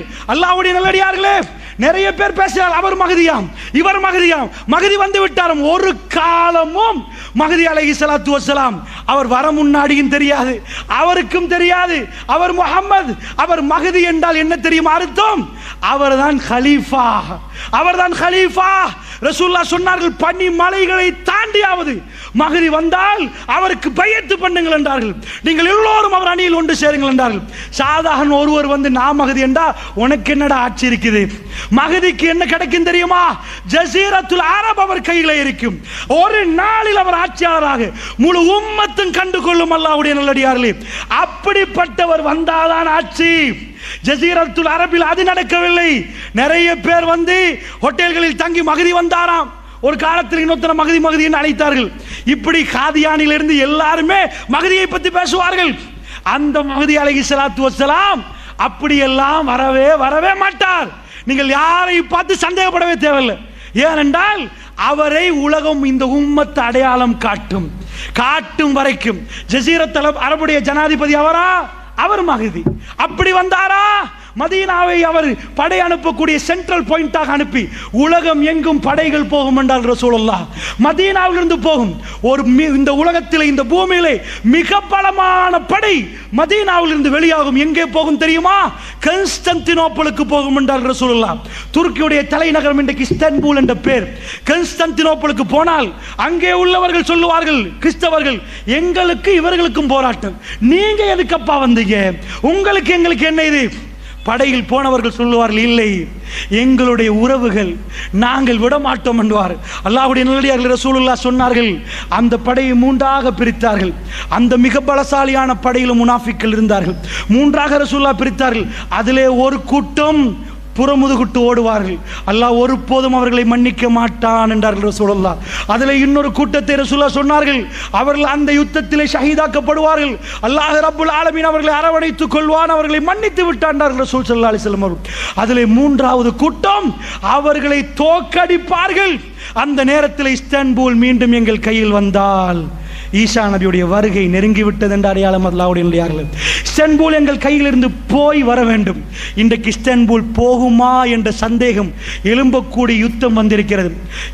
ஆப்கானிஸ்தானை அடித்தார்கள், உள்நாட்டு போர், அல் கைதா என்றார்கள், தாலிபான் என்றார்கள், அடித்துக் கொண்டார்கள், சண்டைகள் வந்தது. கடைசியில் அமெரிக்கா தலையிட்டு அதை கையில் எடுத்தார்கள். ஈராக் யுத்தம் என்றார்கள், அது இது என்றார்கள். கடைசியில் அமெரிக்கா கையிட்டு அவர்கள் கைகளை வந்து விட்டது. அல்லாஹ்வுடைய நல்லடியார்களே, இதே மாதிரி அவர்கள் அப்புறம் பொம்மைகளை போட்டு ஆட்சியை நடத்தி கொண்டிருப்பார்கள். இதே மாதிரி இப்போ துருக்கி யுத்தம் ஆரம்பிக்கப்பட்டிருந்தால், இதே சிரியாவுடைய யுத்தம் ரசூலுல்லாஹ் சொன்ன மல்அமாவாக இருந்தால், இது முடியவே முடியாமல் அடித்துக் கொண்டே இருந்தால், அல்லாஹ்வுடைய நல்லடியார்களே, கடைசி நேரம் ஷாமிலிருந்து தான் அந்த ஜிஹாது படை வெளியாகும். அல்லாஹ்வுடைய நல்லடியார்களே, ஏன் நான் ஷாமிலிருந்து சொல்கிறேன் தெரியுமா? மஹ்தி அலைஹிஸ்ஸலாத்து வஸ்ஸலாமுடைய படையில் பெரும் பகுதி சிரியா மக்கள். அல்லாஹ்வுடைய நல்லடியார்களே, நான் இதை கட்டி சொல்லவில்லை. சஹீஹுல் முஸ்லிம்ல மிக தெளிவாக வருகிறது. அவர்கள் போய் இஸ்தான்புலை பிடிப்பார்கள். பிடித்தால் ஷைத்தான் வெளியே வந்து கத்துவான். ரசூலுல்லாஹ் சொன்னார்கள், தஜ்ஜால் வெளியே வந்து விட்டான், தஜ்ஜால் வந்து விட்டான். ஓடுவார்கள் அந்த ஜிஹாது படை. எங்கே ஓடுவார்கள் தெரியுமா? ஹதீஸில் தெளிவாக வருகிறது, சிரியாவுக்கு ஓடுவார்கள். ஏன் சிரியாவுக்கு ஓடுவார்கள் தெரியுமா? தன்னுடைய மனைவி மக்களை பாதுகாப்பதற்காக வேண்டி சிரியாவுக்கு ஓட்டம் எடுப்பார்கள். ஏன்? தஜ்ஜால் வந்து விட்டால். அண்டர்லைன் பண்ணுங்க, சிரியா. ஏன் சிரியாவுடைய மனைவி மக்கள்? அது சிரியாவுடைய படை. அல்லாஹ்வுடைய நல்லடியார்களே, ஜிஹாதிலே பட்டு பட்டு பட்டு கடைசி யுகம் வருகிற நேரம் சிரியாவில் இருந்து தான் அந்த மிக பலசாலியான படை. ஷாம் மண்ணில் இருந்து பலஸ்தீனத்திலே ஜிஹாது போராளிகளை நீங்கள் பார்க்கலாம். உம்மாமார்கள் மோந்து மோந்து பிள்ளைகளை அனுப்புகிறார்கள். ஃபீ சபீலில்லாஹ், அல்லாஹ்வுடைய பாதைகளை போங்கள் என்று சொல்கிறார்கள். இந்த ஷாம் மண்ணு மறுமை நாள் நெருங்கி விட்டது என்று சொல்வதற்கான மஸ்ஜிதுல் அக்ஸாவுக்கான போராட்டம் அது தொடங்கி நடந்து கொண்டிருக்கிறது. யகூதியுடைய கணக்குகள் பிழையாகிவிட்டது. யகூதிகள் மிலேனியம் என்று பெயர் வைத்தார்கள். ஏன் பெயர் வைத்தார்கள்? மலிக்குஸ் சலாம். தெளிவாக பேசினார்கள் அவர்கள் சொன்னார்கள், கிங் ஆஃப் பீஸ், சமாதானத்தின் அரசனை 2000 ஆண்டு நாங்கள் எதிர்பார்க்கிறோம் என்றார்கள். யாரப்பா சமாதானத்தின் அரசன்? தஜ்ஜால். தஜ்ஜாலை எதிர்பார்த்தார்கள். அல்லாஹ்வுடைய நல்லடியார்களே, அது மிலேனியமாக பரப்பப்பட்டது. வீடியோக்களை அவர்கள் போட்டு வைத்திருந்தார்கள் மஸ்ஜிதுல் அக்ஸாவில் லைவ் டெலிகாஸ்ட் பண்ண. தஜ்ஜால் வருவானாம், கிங் ஆஃப் பீஸ், அதை வேர்ல்ட் வைட் லைவ் டெலிகாஸ்ட் பண்ணுவதற்கு போட்டார்கள். ஏமாந்து 17 வருடங்கள் ஆகிவிட்டது. 17 வருடங்கள் ஆகிவிட்டது. அவர்கள் தஜ்ஜாலை எதிர்பார்க்கிறார்கள். ரசூலுல்லாஹ் சொன்னார்கள், ஈரானில் உள்ள ஒரு ஊர் இருக்கிறது, அஸ்பஹான், அரபியில் அதோடைய பேர், இங்கிலீஷ்ல இஸ்பஹான். ரசூலுல்லாஹ் சொன்னார்கள், சஹீஹுல் முஸ்லிம் நினைக்கிறேன், அஸ்பஹானிலே 70,000 யூதர்கள் தைலசான் என்ற பச்சை நிற யூதர்களுடைய ஆடை அணிந்து கொண்டு தஜ்ஜாலை பின்தொடர்வார்கள் என்றார்கள். அல்லாஹ்வுடைய நல்லடியார்களே, போய் இன்டர்நெட்ல அடித்து பாருங்கள். இஸ்பஹான், அஸ்பஹான், நிறைய ஊர்கள் இஸ்லாமிய ஊர்களாக மாறிவிட்டது. இஸ்லாம் அவைகள் எல்லாம் பிடித்து விட்டது. ஆனால் இன்றைக்கு அண்டையில் இருந்து ரசூலுல்லாஹ் என்ன சொன்னார்கள்? யூதர்களுடைய மிக புனிதமாக, அதாவது யூதர்கள் பிடிவாதமாக உள்ள மண் தான் அஸ்பஹான். இன்றைக்கும் ஈரானிலே யூதர்களுடைய ஏரியா தான் அஸ்பஹான். 70,000 யூதர்கள் தைலசான் என்ற ஆடையோடு தஜ்ஜாலை பின்தொடர்வார்கள். இன்றைக்கும் அந்த ஊர் தயாராக இருக்கிறது. இதுவரைக்கும் அங்கே இஸ்லாம் நுழையவில்லை. ஸ்பெயின் வரைக்கும் இஸ்லாம் போனது, எங்கெங்கேயோ இஸ்லாம் போனது, ஈரானுக்குள்ளே போக முடியாமல் போனது. ஏன்? ரசூலுல்லாஹ் தெளிவாக சொன்னார்கள், அங்கே இருந்து தான் தஜ்ஜால் வெளியே வருவான், தஜ்ஜால் வெளியே வருவான். அந்த பகுதி ஈராக்குடைய பகுதிகளில் இருந்து தஜ்ஜால் வெளியே வந்தால், குராசான் பகுதியில் இருந்து இவர்கள் 70,000 பேரோடு இவர்கள் அப்படியே தஜ்ஜாலை பின்தொடர்வார்கள். பாபு லூத், பலஸ்தீனத்திலே ஜெருசலத்தில் உள்ள பாபு லூத், லூத் என்ற இடத்திலே வைத்து ஈசா அலைஹிஸ்ஸலாத்து வஸ்ஸலாம் தஜ்ஜாலை கொல்லுவார்கள். அல்லாஹ்வுடைய நல்லடியார்களே, இது எல்லாமே ஷாம். இந்த ரெட் மார்க் எல்லாமே ஷாம். இந்த ஷாமில் இருந்து தான் மறுமை நாளைக்குரிய கடைசி யுக முடிவுக்குரிய போராட்டங்கள், அதிபயங்கரமான யுத்தங்கள் அத்தனையுமே நடக்கும். ரசூலுல்லாஹ் சொன்னார்கள், பலஸ்தீன மண்ணில் ஏற்படுகிற யுத்தம், அந்த யுத்தத்தில் எந்த அளவுக்கு என்றால், முஸ்லீம்களுக்கு எல்லா மரங்களும் முஸ்லீம்களுக்கு சொல்லும், ஹாதா யஹூதியும் மிவராகி, எனக்கு பின்னாடி ஒரு யஹூதி இருக்கிறான், தால் ஒக்குத்துலு, வாரப்பா கொல்லவனை என்று பேசும் ஹர்கத் என்ற ஒரு மரத்தை தவிர. சுபஹானல்லாஹ், ஒரு மரத்தை நாட்டி கொண்டு போறார்கள் அல்லாஹ்வுடைய நல்லடியார்கள். யூதர்கள் ஒரு மரத்தை நாட்டி கொண்டு போறார்கள். உலக யுகம் முடிவு நாள் ரசூலுல்லாஹ் சொன்னார்கள், அது அவர்களுக்குரிய மரம் என்றார்கள். அந்த மரத்தை தவிர மற்ற மரங்கள் எல்லாம் உங்களுக்கு சப்போர்ட் பண்ண. நேரடியாக பேசுமா மறைமுகமா அல்லாஹு அலம். ஆனால் அந்த யுத்தம் பல யுகங்களாக நடந்து கொண்டு போகிறது. அவர்களுக்கு முஸ்லிம் நாடை முழுமையாக பிடிக்க முடியுமா? நான் இப்பொழுது சத்தியம் பண்ணி சொல்கிறேன், அல்லாஹ் மீதானையாக உலகத்தில் எந்த முஸ்லிம் நாடும் முழுமையாக அவர்கள் பிடிக்க மாட்டார்கள். இது ரசூலுல்லாஹ்வுடைய செய்தி. நாங்கள் தைரியமாக பேசுவோம். 1400 ஆண்டுகளாக முஸ்லிம் நாடு என்ற முஸ்லிம் மண் என்று எது சொல்லப்பட்டதோ அதை முழுமையாக அவர்கள் பிடிக்க மாட்டார்கள். ஒரு பகுதி அவர்களுக்கு பிடிப்ப விடலாம், முழுமையாக பிடிக்க மாட்டார்கள். இது ரசூலுல்லாஹ் தெளிவாக சொன்னது. அல்லாஹ்வுடைய நல்லடியார்களே, அப்படி என்று சொன்னால் பலஸ்தீனம் சின்னதாகிவிட்டது, ஆனால் பலஸ்தீனம் அழியாது, அங்கே ஜிஹாத் நடக்கும். ஒரு காலமும் இந்த யூதனுக்கு எங்களை பலஸ்தீனிலிருந்து விரட்ட முடியாது. இதை நன்றாக புரிந்து கொள்ளுங்கள் அல்லாஹ்வுடைய நல்லடியார்களே. இவைகள் எல்லாம் நீங்கள் நம்பிக்கையோடு பார்த்தால் உங்களுக்கு வழங்கும் அடுத்த யுத்தம் இன்ஷா அல்லாஹ். மிஸ்ரில் இதுவரைக்கும் யுத்தம் இல்லை, ஈஜிப்டில் இதுவரைக்கும் யுத்தம் இல்லை, அடுத்தது மிஸ்ரில் நீங்கள் எதிர்பாருங்கள். ரசூலுல்லாஹ்வுடைய அடிப்படையில் நான் இந்த பாடத்தை படிக்கிற நேரம் எனக்கு படித்து தந்த உஸ்தாத் சொன்னார், ஈராக்கிலே பிரச்சனை, அடுத்தது சிரியா என்று சொன்னார். சிரியா என்று சொன்னார். அல்லாஹ் ரப்புல் ஆலமீன் அவர் மௌத்தாகி விட்டார், ஆனால் நாங்கள் இப்பொழுது சிரியாவை பார்க்கிறோம். இன்ஷா அல்லாஹ் அடுத்தது எகிப்து. இதில் கை வைக்கப்பட்டு எகிப்து பொருளாதாரம் உடைக்கப்பட்டால் ரசூலுல்லாஹ்வுடைய வரிசை சரியாகிவிட்டது. அப்படி என்றால் இந்த யுத்தங்கள் நடந்து கொண்டு போகுமா என்றால், அல்லாஹ்வுடைய நல்லடியார்களே, மறுமை நாளைக்குரிய அடையாளங்கள் அத்தனையும் ஒன்று சேர்ந்து கொண்டிருக்கின்ற அர்த்தம். அப்படி என்றால் மிக நெருக்கமாக இருக்கிறது என்றால் மறுமைக்கு நானும் நீங்களும் மறுமையை நினைத்தோமா? அல்லாஹ்வுடைய நல்லடியார்களே, சிரியா மக்களுக்காக, ஷாம் மக்களுக்காக என்ன சொன்னோம்? அல்லாஹ்வுடைய நல்லடியார்களே, முதலிலே சிரியாவிலே பிரச்சனை ஏற்பட்ட இடம் டெமஸ்கஸ், திமிஷ்க். கிழக்கு பகுதியில் ஒரு வெள்ளை மினாரா இருக்கிறது. அதாவது இமாம் ஈசா அலைஹிஸ்ஸலாத்து வஸ்ஸலாம் அவர்கள் இறங்குகிற இடம் வெள்ளை மினாராண்டு ஒரு சிலர்கள் அடையாளம் வைத்திருக்கிறார்கள். அல்லாஹு ஆலம், எங்களுக்கு நேரடியாக அடையாளம் காட்ட முடியாது. எது அடையாளம் படுத்தப்பட்ட வெள்ளை பள்ளிவாசலோ அதிலும் ஒரு துண்டு இந்த யுத்தத்தில் பாதிக்கப்பட்டிருக்கிறது. ஸோ இந்த ஷாமை பொறுத்தளவில் அதிபயங்கரமான யுத்தத்துக்குரிய அத்தனை அடையாளங்களும் மிக தெளிவாக தெரிகிறது என்று சொன்னால், நாயகம் ஸல்லல்லாஹு அலைஹி வஸல்லம் சொன்ன செய்தியை ஞாபகப்படுத்துகிறேன். உலகம் இந்த மாதிரியான பிரச்சனையை முகம் கொடுக்கிற நேரம் யமனை காட்டி ரசூலுல்லாஹ் சொன்னார்கள், யமனில் ஒரு யுத்தம் உருவாகும் என்றார்கள். யமனிலே யுத்தம் உருவாக்கப்பட்டிருக்கிறது, யமனிலும் சண்டை நடக்கிறது, ஜனாசாக்கள் ஒவ்வொரு நாளும் ஜனாசாக்களை தான் சந்திக்க வேண்டியிருக்கிறது என்றால், அல்லாஹ்வுடைய நல்லடியார்களே, அதிபயங்கரமான யுக முடிவு நாள் சம்பவித்தால் நானும் நீங்களும் தயாரா? அல்லாஹ்வுடைய நல்லடியார்களே, இமாம் மஹ்தி அலைஹிஸ்ஸலாத்து வஸ்ஸலாமுடைய வருகை இந்த உலகத்துக்கு நெருங்கி கொண்டிருக்கிறது என்று சொன்னால் நானும் நீங்களும் தயாரா என்று சிந்தித்து பார்க்க வேண்டும். அல்லாஹ்வுடைய நல்லடியார்களே, ரசூலுல்லாஹ் சொன்னார்கள், ஒரு யுகம் வரும் என்றார்கள், பசித்த நாய்கள் உணவை கண்டால் எப்படி பாய்வார்களோ அந்த அளவுக்கு மறுமை நாள் நெருங்கிவிட்டால் காஃபிர்கள் முஸ்லிம்களை கண்டு பாய்ந்து கொதறுவார்கள் என்றார்கள் ரசூல் ஸல்லல்லாஹு அலைஹி வஸல்லம். முஸ்லீம் முஸ்லீம் என்று சொல்லப்படுகிற நேரம், லா இலாஹ இல்லல்லாஹ் மொழியப்படுகிற நேரம், அந்த ஒரே வார்த்தைக்காக முஸ்லீம் கொல்லப்படுகிறான். அல்லாஹ்வுடைய நல்லடியார்களே, இந்த உலகத்திலே முஸ்லீமுக்கு வாழ முடியாதாம். காரணம், அவன் முஸ்லீமாம். அல்லாஹ்வுடைய நல்லடியார்களே, ரோஹின்யா முஸ்லிம்களை நீங்கள் எல்லாம் பார்த்திருப்பீர்கள். அர்கான் என்ற ஒரு ஊராகவே வாழ்ந்து கொண்டிருந்தார்கள். அர்கான் என்ற ஊராக வாழ்ந்து கொண்டிருக்கிற நேரம் ரோஹின்யா முஸ்லிம்கள் அவர்கள் பர்மாவுக்குள் உள்ளடக்கப்பட்ட பிறகு அவர்கள் அத்தனை பேரும் விரட்டப்பட்டு நிப்பாட்ட வைத்து சுட்டார்கள். அல்லாஹ்வுடைய நல்லடியார்கள் என்ன காரணம் கேட்டால், ஏனப்பா அவர்கள் செய்த பிழை என்னப்பா? முஸ்லிம் என்றார்கள். முஸ்லிம் என்றார்கள். ரசூலுல்லாஹ் என்ன சொன்னார்கள்? ஒரு காலம் வரும், எப்படி பசித்த நாய்கள் வெறி பிடித்து உணவை கண்டால் பாய்வார்களோ உங்களை கண்டு அப்படி பாய்வார்கள் அப்பா என்றார்கள். சஹாபாக்கள் கேட்டார்கள், யா ரசூலல்லாஹ், அப்பொழுது நாங்கள் அதிகமாக இருப்போமா கொஞ்சமாக இருப்போமா? ரசூலுல்லாஹ் சொன்னார்கள், நீங்கள் அதிகமாக இருப்பீர்கள். சொல்லிவிட்டு சொன்னார்கள், நானும் நீங்களும் இருக்கிறோம், அப்படி இருக்க மாட்டார்கள் அப்பா. வெள்ளத்தில் அடிபட்டு போகிற சருகுகள் போன்றிருப்பார்கள். அதனால் அதிகமாக இருந்து வேலை இல்லை, நீங்கள் அதிகமாக இருப்பீர்கள், ஆனால் வெள்ளத்தில் அடிபட்டு போற சருகுகள் மாறி இருப்பீர்கள். அல்லாஹ்வுடைய நல்லடியார்களே, அப்படிப்பட்ட காலமாண்டு சந்தேகிக்கப்படுகிற அளவுக்கு முஸ்லிம் என்றால் அவன் தீவிரவாதி, முஸ்லிமை கொல்லுங்கள், முஸ்லிமை அடியுங்கள் என்று சொல்லப்படுகிறது. ரோஹின்யா முஸ்லிம்களை அனுப்பினா சுப்ஹானல்லாஹ், யாரு கைவிரிச்சா தெரியுமா? அர்கான்ல இருந்து ஒரு ஆறு ஓடுது. அந்த ஆறு நேரடியா பங்களாதேஷுக்கு செட் ஆகுது. நாயிஃப் என்ற ஒரு ஆறு, அதுல போட்டா வந்தாங்க. நீங்க எல்லாம் பார்த்திருப்பீங்க. சின்ன குழந்தைகளை கையில் வைத்திருந்தார்கள், சாப்பாடு பார்சல் கொடுத்தாங்க. ஸ்ரீலங்கா கூட அந்த வீடியோ பார்த்திருக்க, முழு பேரும் பார்த்தாங்க. அவ்வளவு பேரும் சுமந்து குழந்தைகளை எல்லாம் எடுத்துட்டு வர நேரம் பங்களாதேஷ் போர்டர்ல அவ்வளவு ஆமியை குமிச்சு உள்ள வர வேணான்ட்டாங்க. அழுகிறார்கள், குழந்தைகள் தேம்பி தேம்பி அழுகுது. ஒரு வீடியோ ஒரு ராணுவ வீரருக்கு அப்படி ஃபோக்கஸ் பண்ணப்படுகிறது.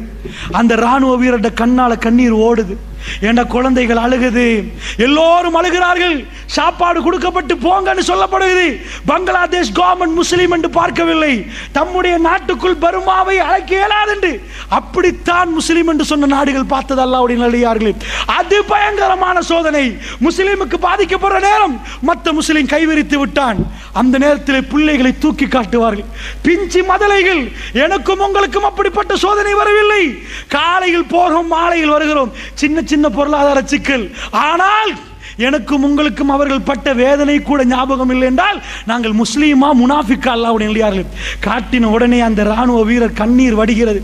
அப்படியே சொல்லுவார், அல்லாஹ் உங்களை பாதுகாப்பான், போங்க, எங்களுக்கு வேற ஒன்றும் பண்ண முடியாது. அழுது அழுது சொல்லுவாரு, சுப்ஹானல்லாஹ். அந்த மக்கள் திரும்ப போட்டில் ஏற்றி அனுப்பப்படுவார்கள். அந்த மீன் பிடித்தவர்கள் சொன்னார்கள் அறிக்கை, நாங்கள் எல்லாம் மீன் பிடிக்க போனோம், ஆத்தங்கரையிலே நாங்கள் மீனை விட அதிகமாக சின்ன பிள்ளைகளும் மதலைகளும் பெரியவர்களும் ஜனாசாக்களை மிதங்குவதை பார்த்தோம். அல்லாஹ்வுடைய நல்லடியார்களே, இந்த முஸ்லிம் உம்மத் வெறி பிடித்த நாய்கள், பசித்த நாய்கள் எப்படி உணவை கண்டால் பாயுமோ அப்படி பாயும் வரைக்கும் லா தக்கூமு ஸாஅ, மறுமை நாள் வராது என்றார்களே ரசூலுல்லாஹ். என்னுடைய மக்கள் பாதிக்கப்பட்டிருக்கிறார்கள். ஜனாசா ஆத்தங்கரை ஓரமாக மிதக்கிறது. அல்லாஹ்வுடைய நல்லடியார்களே, முழு உலகமே பார்த்த ஒரு போட்டோ, நிறைய நாளிதழ்களில் தலைப்பு செய்தியாக வந்து உலகமே உழுக்கப்பட்ட ஒரு போட்டோ. கையில் தூக்குற நேரம் தான் நானே வயதை அலைந்து கொண்டேன். ஏனென்றால் வீடியோ கூட வெளியிட்டார்கள். ஒரு கரை ஓரமாக சிரியாவுடைய யுத்தத்திலே கரை ஓரமாக ஒரு குழந்தை, அந்த குழந்தையுடைய அப்படியே முகம் குப்புற அந்த குழந்தை மவுத்தாக இருக்குது. கிட்டத்தட்ட 3-4 வயசு இருக்கும். அதாவது அப்படியே அலை வருகுது, தலையை நலைக்குது, அலை வருகுது, தலையை நலைக்குது. இந்த மாதிரி நலைச்சு போகுது. சுப்ஹானல்லாஹ். ஜனாசாவை தூக்கினால் சின்ன ஒரு குழந்தை. இந்த மாதிரி யுத்தங்களால் முஸ்லீம்கள் பாப்பா கடலில் மௌத்து, உம்மா மௌத்து, அந்த பிஞ்சு குழந்தை கடலிலே அனாதையாக மரணிக்கப்பட்டிருந்தால் அல்லாஹ் ரப்புல் ஆலமீன் அப்படிப்பட்ட சோதனை எனக்கும் உங்களுக்கும் தரவில்லையே. இந்த இரவிலே நானும் நீங்களும் அந்த மக்களுக்காக கண்ணீர் வடித்து துவா செய்யாவிட்டால், யா அல்லாஹ், எங்களுடைய மக்கள், எங்களுடைய புனித மண்ணிலே மிக அதிபயங்கரமான போராட்டம் நடக்கிறது, அந்த மக்களுக்கு உன்னுடைய உதவி வேண்டும் இறைவா என்று கேட்காவிட்டால் நாம் எல்லாம் எப்படிப்பட்ட முஸ்லீம்கள்? அல்லாஹ்வுடைய நல்லடியார்களே, எனக்கும் உங்களுக்கும் உள்ள இந்த சாதாரண பிரச்சனைகள் பெரும் பிரச்சனையாக இருந்தால் நீங்கள் எல்லாம் பார்க்கலாம். அதாவது உலகமே பார்த்த வீடியோ. அடுத்த நாட்டுக்கு போய்விட்டார்கள், கிறிஸ்தவ நாடு. போனால் ரயில்வே ட்ரக்கிலே பிஞ்சு குழந்தைய உம்மா தூக்கி கொண்டிருக்கிறார். பாப்பா வந்து உம்மாவோட சேர்த்து ரயில்வே ட்ரக்கிலே போடுறார். எதுக்கு போட்டார் தெரியுமா? தற்கொலை முயற்சி அல்ல. அல்லாஹ்வுடைய நல்லடியார்களை பிச்சை கேட்டார்கள். என்ன கேட்டார்கள் தெரியுமா? ட்ரெயின் வந்தால் அப்படியே சாகுறோம் என்றார்கள். ஒரு பேச்சுக்கு நிஜமாக சொல்லவில்லை. ஏன் அப்படி சொன்னால்தான் அந்த ஊரிலே எங்களை எடுப்பார்கள். என்ன கேட்டார்கள் தெரியுமா? இல்லை என்றால் நீங்கள் எங்களை பொறுப்பெடுத்துக் கொள்ளுங்கள் என்றார்கள். எங்களை பொறுப்பெடுத்துக் கொள்ளுங்கள் என்றார்கள். சுப்ஹானல்லாஹ். கிறிஸ்தவ நாடுகளில் போய் மண்டையிட்டு எங்களை பொறுப்பெடுத்துக் கொள்ளுங்கள் என்று கண்ணீர் வடித்து அழுகிறார்களே பஷார் அல் அசாத். அவன் செய்த கொடுமை இந்த மோமின்களை, முஸ்லிம்களை மண்டியிட வைத்திருக்கிறது. அல்லாஹ்வுடைய நல்லடியார்களே, அப்படி என்று சொன்னால் நான் என்ன உங்களுக்கு சொல்கிறேன், அதிபயங்கரமான யுத்தத்தின் விளைவு. நன்றாக வாழ்ந்த எங்களுடைய முஸ்லிம்கள் எங்கேயோ போகிறார்கள். அவர்களுடைய குடிசைகளே கூடாரத்திலே -டிகிரி. அல்லாஹ்வுடைய நல்லடியார்களே, அதிபயங்கரமான கூதல் இருக்கிறார்கள். சாப்பிடுவதற்கு வழி இல்லை. அவர்கள் செய்த குத்தம் என்ன? பஷார் அல் அசாதை முன்னிறுத்தி, இறைவா, இந்த கொடுங்கோலனுக்கு நீயே பார்த்துக்கொள் யா அல்லாஹ் என்று எத்தனை முஸ்லிம்கள் கேட்டீர்கள்? நானும் நீங்களும் அவர்களுடைய உறவுகள் என்றால், அஹ்லு சுன்னா வல் ஜமாஅத்தினர்கள் பாதிக்கப்படுறார்கள் என்றால், இந்த ஷியாக்கள் அவர்கள் நுழைந்து இவர்கள் அஹ்லு சுன்னாவுடைய இரத்தத்தை ஓட்டுகிறார்கள் என்று சொன்னால் புரிந்து கொள்ளுங்கள், இந்த நாட்டிலே ஷியாக்களை வளர்க்கிறார்கள். இமாம் குமைனி, யாரடா இமாம் குமைனி? அவனுக்கு இமாம் என்று யார் பேர் வைத்தது? அல்லாஹ்வுடைய நல்லடியார்களே, அந்த அளவுக்கு இமாம் என்று சொல்லக்கூடிய ஈரானிய முஸ்லிம் குடியரசு என்று வாய் கூசாமல் வானொலிகளில் பேசுகிறார்களே. ஷியாக்கள் என்றைக்காவது அஹ்லு சுன்னா வல் ஜமாத்தில் சேருவார்களா? நாங்கள் ஜமாத் ரீதியாக பிரிந்திருக்கலாம், தௌஹீத், தப்லீக், ஜமாத் இஸ்லாமி என்று பிரிந்திருக்கலாம். ஆனால் நாங்கள் எல்லோரும் அஹ்லு சுன்னா வல் ஜமாத்துகள். ஆனால் ஷியாக்கள் காஃபிர்கள். ஜமியத்துல் உலமா மிக தெளிவாக ஃபத்வா கொடுக்கப்பட்டிருக்கிறது. ஷியாக்களை இந்த உலமாக்கள் எல்லோரும் எல்லோரும் எதிர்க்கிறார்கள். ஹரத்திலே வியாழக்கிழமை வெள்ளிக்கிழமை ராத்திரியிலே ஆமியிலே போடுவார்கள், மஸ்ஜித் நபவியிலே. ஏன்? இந்த ஷியாக்கள் அங்கேயும் பிரச்சனை, தொழமாட்டார்கள். சுப்ஹானல்லாஹ். மஸ்ஜிதில் அலிக்கு போய் தொழுவார்கள். மிக முசீபத்து பிடித்தவர்கள், மிக முசீபத்து பிடித்தவர்கள். இன்னொரு பக்கத்திலே ஹவாரிஜ், இன்னொரு பக்கத்திலே ஹவாரிஜ், அவர்களும் ஷியாக்களுடைய யுத்தத்தில் இருக்கிறார்கள். அல்லாஹ்வுடைய நல்லடியார்களே, இந்த சிரியாவுடைய போரில் ஹவாரிஜ் என்ற அடையாளம் காட்டப்பட்ட ஒரு சிலர்களும் இருக்கிறார்கள். ரசூலுல்லாஹ் அவர்களை என்ன சொன்னார்கள்? நீங்கள் என்னப்பா ஹவாரிஜை அடையாளம் காணவே கஷ்டம், நீங்கள் தொழுவீர்கள், அவர்களும் தொழுவார்கள். உங்கள் தொழுகை என்னன்னு நினைப்பீர்கள்? உங்கள் தொழுகை என்ன நினைப்பீர்கள்? அவர்கள் அப்படி தொழுவார்கள். நீங்கள் நோன்பு பிடிப்பீர்கள், சஹாபாக்களை பார்த்து அவர்கள் நோன்பு பிடிப்பார்கள். நீங்க என்னப்பா நோன்பு பிடிக்கிறீர்கள்? அப்படி நோன்பு பிடிப்பார்கள். ஆனால் ஓதுவார்கள் தொண்டை குழிக்கு கீழ் இறங்காது. இப்படி இபாதத்து செய்வார்களா என்று நினைப்பீர்கள். ஹவாரிஜ்களை பத்தி ரசூலுல்லாஹ் என்ன சொன்னார்கள் தெரியுமா? அப்படி இபாதத்து பக்குவம் எல்லாமே இருக்கும். அவர்கள் முஸ்லிம்களை கொல்லுவார்கள், அதான் அடையாளம். முஸ்லிம்களை கொல்லுவார்கள். அவர்கள் மட்டும், அவர்கள் வருகிற காலத்தில் நான் இருந்தால் ஆது சமூகத்தை அல்லாஹ் எப்படி அழித்தான் அப்படி அழிப்பேன். ரசூல் ஸல்லல்லாஹு அலைஹி வஸல்லம் சொன்னார்கள், அவர்களை கண்டால் கொல்லுங்கள் என்றார்கள். அந்த ஹவாரிஜும் வெளியாக இருக்கிறார்கள். அல்லாஹ்வுடைய நல்லடியார்களே, நீண்டமாக இதை சொல்வதற்கு நேரம் இல்லை. அந்த ஹவாரிஜும் வெளியாக இருக்கிறார்கள். இன்னொரு பக்கமாக ஷியா, இந்த நாட்டில் யார் செய்த முசீபத்தோ 200க்கு மேற்பட்டவர்களை ஈரானுக்கு அனுப்பி அவர்கள் எல்லாம் மௌலவியாக வந்திருக்கிறார்கள். ஓட்டமாவடியிலே ஒரு மதரசா, கதிரொலியிலே இன்னொரு மதரசா என்று சொல்லி மதரசாக்கள் நடத்தப்படுகிறது. அஹ்லு சுன்னா வல் ஜமாத் பள்ளிவாசல்கள் குறிக்க வைக்கப்பட்டு இன்னமும் அவர்களுக்கு வளர்க்கப்பட்டால் எங்களுடைய உறவுகள் அங்கே போய் ஷியாவை படித்து வந்து நெஞ்சிலே அடித்து அடித்து ஃபாத்திமா ஃபாத்திமா என்று பேசுகிறார்கள்.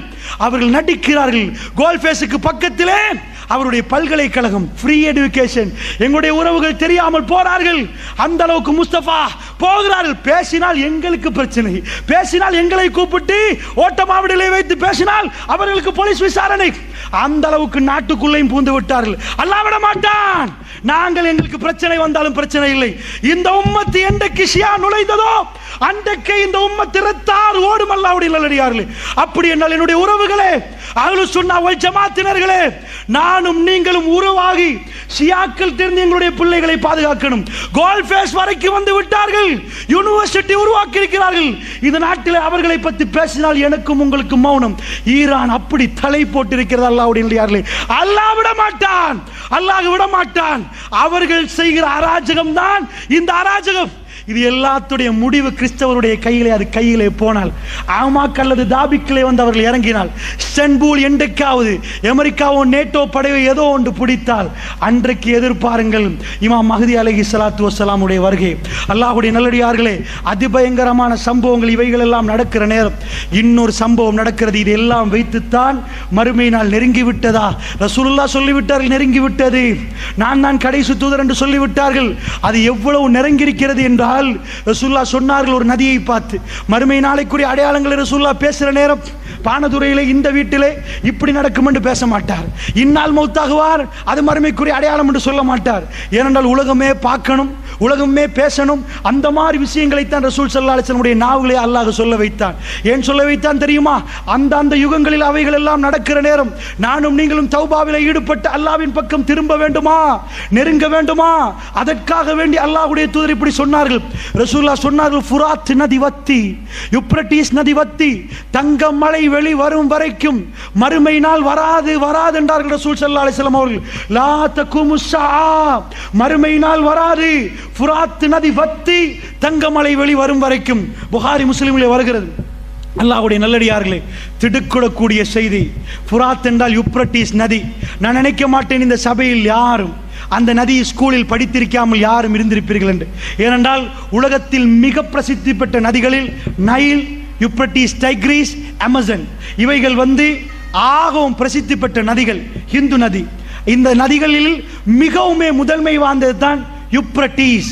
உலகத்திலே மனிதர்கள், அதாவது சிவிலைஸ் ஆக்கப்பட்டது மெசொப்பொத்தேமியான்னு வரலாறு என்று சொல்லுவார்கள்.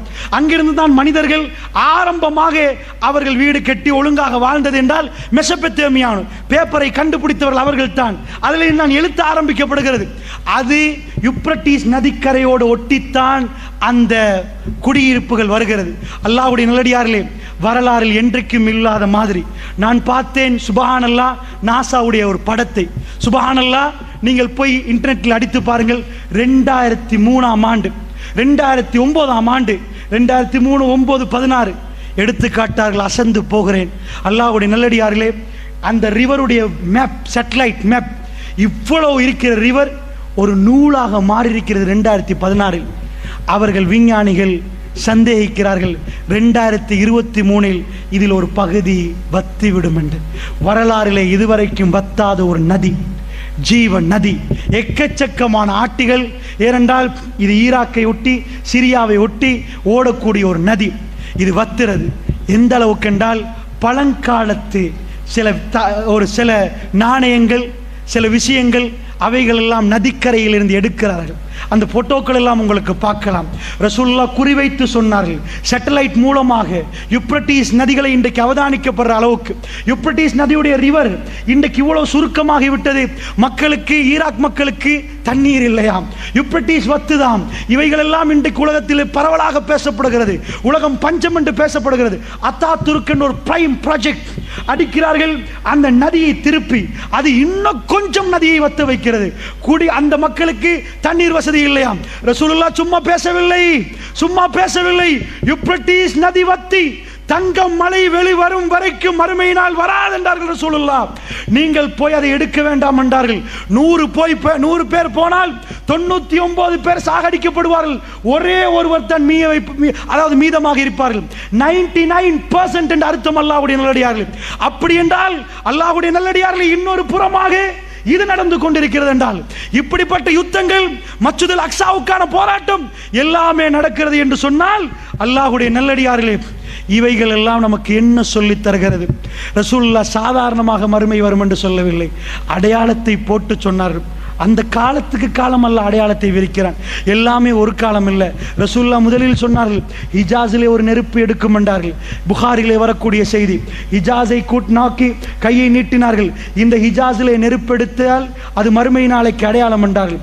இந்த ஹிஜாஸுடைய நெருப்பு பசராவிலே உள்ள ஒட்டகங்களுடைய சங்கிலிகளில் அவருடைய ஜுவால் தெரியும் என்றார்கள். பெருமானார் பேசினால் மிக தெளிவாக பேசுவார்கள். அதாவது யூப்ரட்டிஸ் நதியில் தங்கமலை வரும் என்று சொல்ல மாட்டார்கள். நதி வத்தி தங்கமலை வரும். அப்ப முதலில் நதி வத்தணும், அப்புறம் தங்கமலை வரும். இதே மாதிரி சொன்னார்கள், ஹிஜாஸிலே நெருப்பெடுத்தால் அந்த நெருப்பு பசராவிலே உள்ள ஒட்டகங்களுடைய அந்த சங்கிலியில் அதனுடைய ஜுவால் தெரியும். சுபஹானல்லாஹ். அல்லாஹ்வுடைய நல்லடியார்களே, என்ன நடந்தது தெரியுமா? ஹிஜாஸில் ஹிஜ்ரி 617ஆம் ஆண்டு ரசூலுல்லாஹ் மௌத்தாகி 600 வருடங்களுக்கு பிறகு 2 பூமி குலுக்கங்கள் ஹிஜாஸ் நெருப்பெடுக்கிறது. எப்படி நெருப்பு? அது அப்படியே வானத்தை நோக்கி நெருப்பெடுக்கிறது.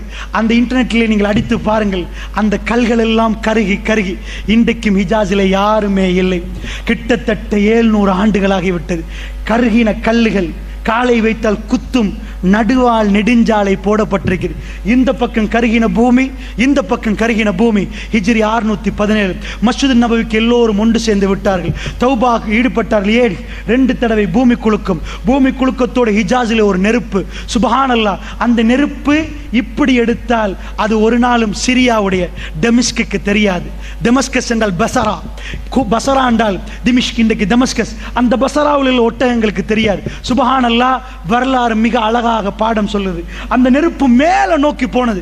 ஒரு வால்கனோ, எரிமலை வெடித்தால் எப்படி மேலே போகுமோ, மேலே போனால் தான் அது பசராவுக்கு தெரியும். தெல் டேங்கி பத்திர நேரம் சில வேளை உங்களுக்கு கொஞ்சமாவது ஜுவால் தெரிந்திருக்கும்.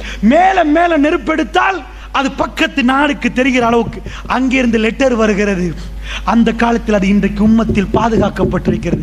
சிரியாவிலிருந்து வந்த லெட்டர் இந்த நெருப்பை பற்றி கேட்டு, சுப்ஹானல்லாஹ், ரசூலுல்லாஹ் தேவையில்லாமல் அப்படி ஒரு வரி சொல்ல மாட்டார்கள். இந்த உம்மத் அன்றைக்கே மதீனாவிலே அழுதார்கள், அவர்கள் துடித்தார்கள். வரலாறு எழுதப்பட்டிருக்கிறது. இன்றைக்கும் ஹிஜாஸை உங்களுக்கு கண்ணால் பார்க்கலாம். அங்கே எந்த குடியிருப்பும் இல்லை. அந்த நெருப்பு எடுக்கப்பட்டு 700 ஆண்டுகள் ஆகிவிட்டது. ரசூலுல்லாஹ் மரணித்து 1400 ஆண்டுகள் ஆகிவிட்டது என்றால், அல்லாஹ்வுடைய நல்லடியார்களே, கட்டம் கட்டம் கட்டமாக ரசூலுல்லாஹ் சொன்னார்கள். அதிலே ஒரு கட்டத்தில் நானும் நீங்களும் சிக்கிக் கொண்டிருக்கிறோம். அதிபயங்கரமான ஃபித்னாவுடைய ஜமான் என்றால் முதல் அடிப்படை, இந்த உரையிலே முதலாவது அடிப்படை, நானும் நீங்களும் முனாஃபிக்குடைய தன்மையிலிருந்து விலக வேண்டும். ரசூலுல்லாஹ் என்ன சொன்னார்? மல்லம் யகுசு, நீங்கள் போராடாவிட்டால், நீங்கள் ஜிஹாது செய்ய, யார் ஜிஹாது செய்யவில்லையோ, வலம் யஹத்திஸ் நஃப்ஸஹு பில் கத்வி, யார் போராட்ட களங்கள் நடக்கிற நேரம் தன்னுடைய கல்பால் போராடவில்லையோ, மாத அலா ஷுஅபத்தின் மினன் நிஃபாக், அவர் முனாஃபிக்குடைய அடையாளத்தோட மரணித்து விட்டார் என்றார்கள் ரசூலுல்லாஹ். அந்த முனாஃபிக்குடைய அடையாளம் என்னிடமும் உங்களிடம் இருக்கிறதா அன்புக்குரியவர்களே? இதை விசாரித்து பார்ப்பது என்னுடைய உரையுடைய முதலாவது நோக்கம். நானும் நீங்களும் விரும்பியோ விரும்பாமலோ முனாஃபிக்குடைய தன்மையை விட்டு விலகுவதற்காக மன்றாடி கிடைக்கிற நேரமெல்லாம், இறைவா ஷாமுடைய மக்கள், அவர்களுக்கு சிறப்பான ஒரு வாழ்க்கையை கொடுத்து விடியா அல்லாஹ், குர்ஆன் சுன்னாவோடு வாழக்கூடிய அந்த மக்களுடைய கல்புகளை ஸ்திரப்படுத்தி விடியா அல்லாஹ் என்ற துவாக்கள் எனக்கும் உங்களுக்கும் வர வேண்டும். அடுத்ததாக என்னுடைய உரையுடைய இரண்டாவது அடிப்படை, மறுமையினால் நெருங்கி வந்தால் நானும் நீங்களும் அல்லாஹ்வுடைய சன்னிதானத்திலே அல்லாஹ்வை சந்திப்பதற்கு தயாரா? அல்லாஹ்வை சந்திப்பதற்கு தயாரா? ரப்புல் ஆலமீன் அல்லாஹ் ஜல்ல ஷானுஹு தஆலா வருவானே, ஜுல் அர்ஷில் மஜீத், அர்ஷுக்கு சொந்தக்காரன், ஃபஅலுல் லிமா யுரீத், அத்தனையும் செய்யக்கூடியவன், அவன் நாடியதை எல்லாம் செய்யக்கூடியவன் வந்து நிற்கிற நேரம் நாங்கெல்லாம் இருப்போம். அருமை அலைஹிஸ்ஸலாத்து வஸ்ஸலாம் நாவசைத்து பேசி எந்த வார்த்தையும் பொய் கலக்கப்படாத இந்த உலகத்தில் நடக்கக்கூடிய அத்தனையுமே சொன்ன ரசூலுல்லாஹ். நீங்கள் நினைக்கிறீர்களா இவைகள் எல்லாம் அமெரிக்காவுக்கு தெரியாதென்று? இதுவரைக்கும் நடந்த யுத்தம், இந்த யுத்தங்கள் எல்லாம் அமெரிக்கா வெற்றி பெற்றிருந்தாலும், இது மல்அமாவாக இருந்தால், இது கடைசி யுத்தமாக இருந்தால், அல்லாஹ் மீது ஆணையாக இந்த யுத்த முடிவில் மஹ்தி அலைஹிஸ்ஸலாத்து வஸ்ஸலாம் வந்தால், வல்லாஹி வல்லாஹி வல்லாஹி மேற்கத்திய நாடுகள் தோக்கும் இந்த யுத்தத்திலே. அல்லாஹ்வுடைய நல்லடியார்களே, மேற்கத்திய நாடுகள் தோக்கும் இந்த யுத்தத்திலே. உலகத்திலே கொஞ்சம் ஒரு சின்ன ஒரு மாற்றம் வருகிறது. முஸ்லிம் நாடுகள் எல்லாம் முதல் தடவையாக ஒன்று சேர்ந்து முஸ்லிம் உம்மாவுக்கு என்ன செய்ய வேண்டும் என்று மன்னர் சல்மானுடைய தலைமை கீழே 24 நாடுகள் பேச்சுவார்த்தை நடத்தப்படுகிற அளவுக்கு, முஸ்லிம் சமுதாயத்தில் என்ன நடந்தாலும் மற்ற நாடுகள் பேசாத அளவுக்கு மௌனியாக இருந்தவர்கள் இப்பொழுது கொஞ்சம் கொஞ்சமாக கூட்டமாக வருகிறார்கள். அல்லாஹு அலம், அல்லாஹ்வுடைய நல்லடியார்களே, 80 கொடிகளில் அவர்கள் ஒன்று சேர வேண்டும், 80 கொடிகளில் ஒன்று சேர்க்கப்பட வேண்டும். இவைகள் எல்லாம் நடக்க இருக்கிறது. இந்த யுத்தம் மிக பிரம்மாண்டமான யுத்தமாக வரப்போகிறது என்றும் சில கிறிஸ்தவ ஆய்வாளர்கள் பேசுகிறார்கள்.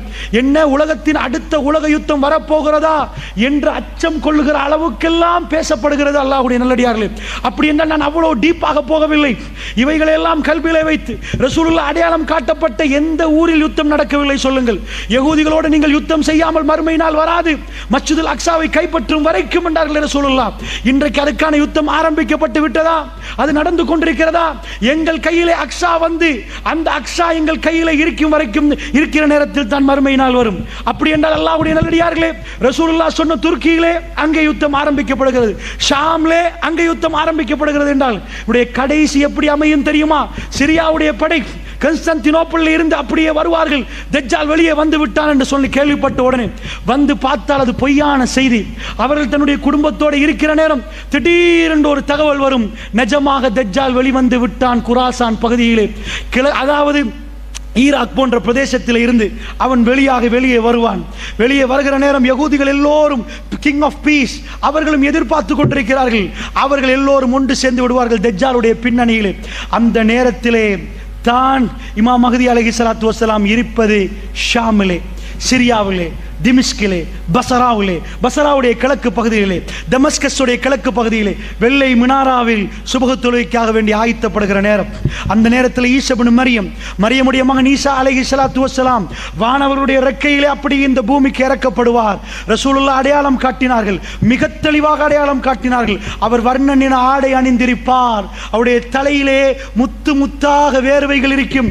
அவர் கொண்டையை சாத்தினால் அப்படியே வேர்வைகள் கீழே கொட்டும் என்றார்கள். தலையை உயர்த்தினால் அது முத்து முத்தாக தெரியும் என்றார்கள். அவர்கள் வந்து பசராவிலே இறங்குவார்கள். இதுவும் ஷாம், அல்லாஹ்வுடைய நல்லடியார்களே, ஷாமிலே இறங்குவார்கள். இறங்கின உடனே இந்த உம்மத் ஈசா இப்னு மரியம், ஈசா அலைஹிஸ்ஸலாத்து வஸ்ஸலாம் அவர்களை இமாம் மஹ்தி அலைஹிஸ்ஸலாத்து வஸ்ஸலாம் அவர்கள் கண்டு கொள்வார்கள். சொல்லுவார்கள், ஈசா நீங்கள் தொழுவிக்க வேண்டும் என்பார்கள். அவர் ஒரு வார்த்தை சொல்லுவார், இந்த உம்மத்துக்கு தலைமை தாங்குவதற்கு அல்லாஹ் ரப்புல் ஆலமீன் என்னை தேர்ந்தெடுக்கவில்லை, இந்த உம்மத்துக்கு நீங்கள் தலைவர் என்பார். நீங்கள் தலைவர், நீங்கள் தான் தொழுவிக்க வேண்டும் என்பார். இமாம் மஹ்தி ஒரு நபி அல்ல, இமாம் மஹ்தி ஒரு நபி அல்ல. தெளிவாக புரிந்து கொள்ளுங்கள். அதிகமானவர்கள் பிழையாக புரிந்திருக்க. அவர் ஒரு ஜனாதிபதி, அவர் ஒரு ஜனாதிபதி, நேர்வழி காட்டப்பட்ட ஒரு ஹலீஃபா. அதுதான்.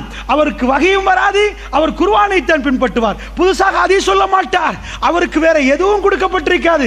அவர் ஒரு நேர்வழி பெற்ற ஒரு ஜனாதிபதி. ஈசா நபி ஒரு நபி. ஆனால் அவர் என்ன சொல்லுவார்? இந்த உம்மத்துக்கு நீங்கள் தலைமை தாங்க வேண்டும். சுபஹ் ஜமாத் நடத்தப்படும். அதற்கு பிறகு ஈசா நபி யுத்தத்துக்கு தலைமை தாங்குவார், யுத்தத்துக்கு தலைமை தாங்குவார். அல்லாஹ்வுடைய நல்லடியார்களே, அந்த நேரத்தில் தஜ்ஜால் பதறுவான். அவர் ஷாமில் இருந்து பலஸ்தீனத்துக்கு வரைக்கும் போவார். சிரியாவில் இருந்து பக்கத்து நாடு பஸ்ரா, அதுக்கு கீழே இப்படி வந்தால் பாலஸ்தீனம். மெப்பை எடுத்து கொஞ்சம் பாருங்கள், பாலஸ்தீனம், ஜோர்தான், லெபனான் இந்த பகுதிகளை கொஞ்சம் பாருங்கள். ரசூலுல்லாஹ் சொன்னார்கள், பக்கத்திலே தஜ்ஜால் வந்திருப்பான். இவர் படையோடு போவார். போனால் உப்பு கரைவது போன்று, தண்ணீரிலே உப்பு கரைவது போன்று தஜ்ஜால் ஈசா இப்னு மரியத்தை கண்டால் கரைந்து விடுவார். பாபு லூத், பலஸ்தீனத்துடைய பாபு லூத் என்று சொல்லக்கூடிய இடத்திலே தஜ்ஜாலை அவர்கள் கொல்லுவார்கள் என்றார்கள் ரசூல் ஸல்லல்லாஹு அலைஹி வஸல்லம். இதுக்கு அங்கால் மறுமையுடைய நிகழ்வுகளை ரசூலுல்லாஹ் விவரித்தார்கள். அல்லாஹ்வுடைய நல்லடியார்களே, அப்படி என்று சொன்னால் நானும் நீங்களும் மறுமை நெருங்கிவிட்டது என்ற உணர்வை எடுக்க வேண்டும் என்பதற்கு தான் அல்லாஹ்வுடைய தூதர் மறுமை அடையாளங்கள் சொன்னார்கள். இவைகளை எல்லாம் சிந்தித்து பார்த்து எங்களுடைய கல்விகளிலே, மஸ்ஜித் நபவியிலே நெருப்பு வருகிற நேரம் இந்த உம்மத்து ஒன்று சேர்ந்து அழுது புலம்பி தௌபாவிலே ஈடுபட்டார்களே, இந்த மாதிரி சம்பவங்கள் கேள்விப்படுகிற நேரம் என்னுடைய நிலைமை என்ன? இந்த துனியாவுடைய வாழ்க்கை அற்பமான வாழ்க்கை. இவைகளை எல்லாம் திறந்து விட்டு மறுமையுடைய வாழ்க்கைக்கு போகிற நேரம் அல்லாஹ் ரப்புல் ஆலமீன் ஜுல் அர்ஷில் மஜீத், அர்ஷுக்கு சொந்தக்காரன் வந்து என்னை பேசுகிற நேரம், எனக்கு அருமை அலைஹிஸ்ஸலாத்து வஸ்ஸலாமோடு என்னால் சுவர்க்கத்தில் வாழ்வதற்கான அவகாசம் கிடைக்குமா? என்னுடைய அன்பு சகோதரர்களே, இதை சிந்தித்து பார்ப்பதற்காக இரண்டாவது இந்த உரையை நாங்கள் நிகழ்த்தினோம். இந்த உரையை ஏன் நிகழ்த்தினோம் தெரியுமா? மறுமை நெருங்கிவிட்டது என்ற உணர்வு எனக்கும் உங்களுக்கும் வருகிற நேரம் என்னுடைய தொழுகை இன்னும் இன்னும் பக்குவமாக்கப்படும், என்னுடைய தர்மங்கள் அதிகமாக்கப்படும், நானும் நீங்களும் இன்னும் பேணுதலாக நடக்க ஆரம்பிப்போம்.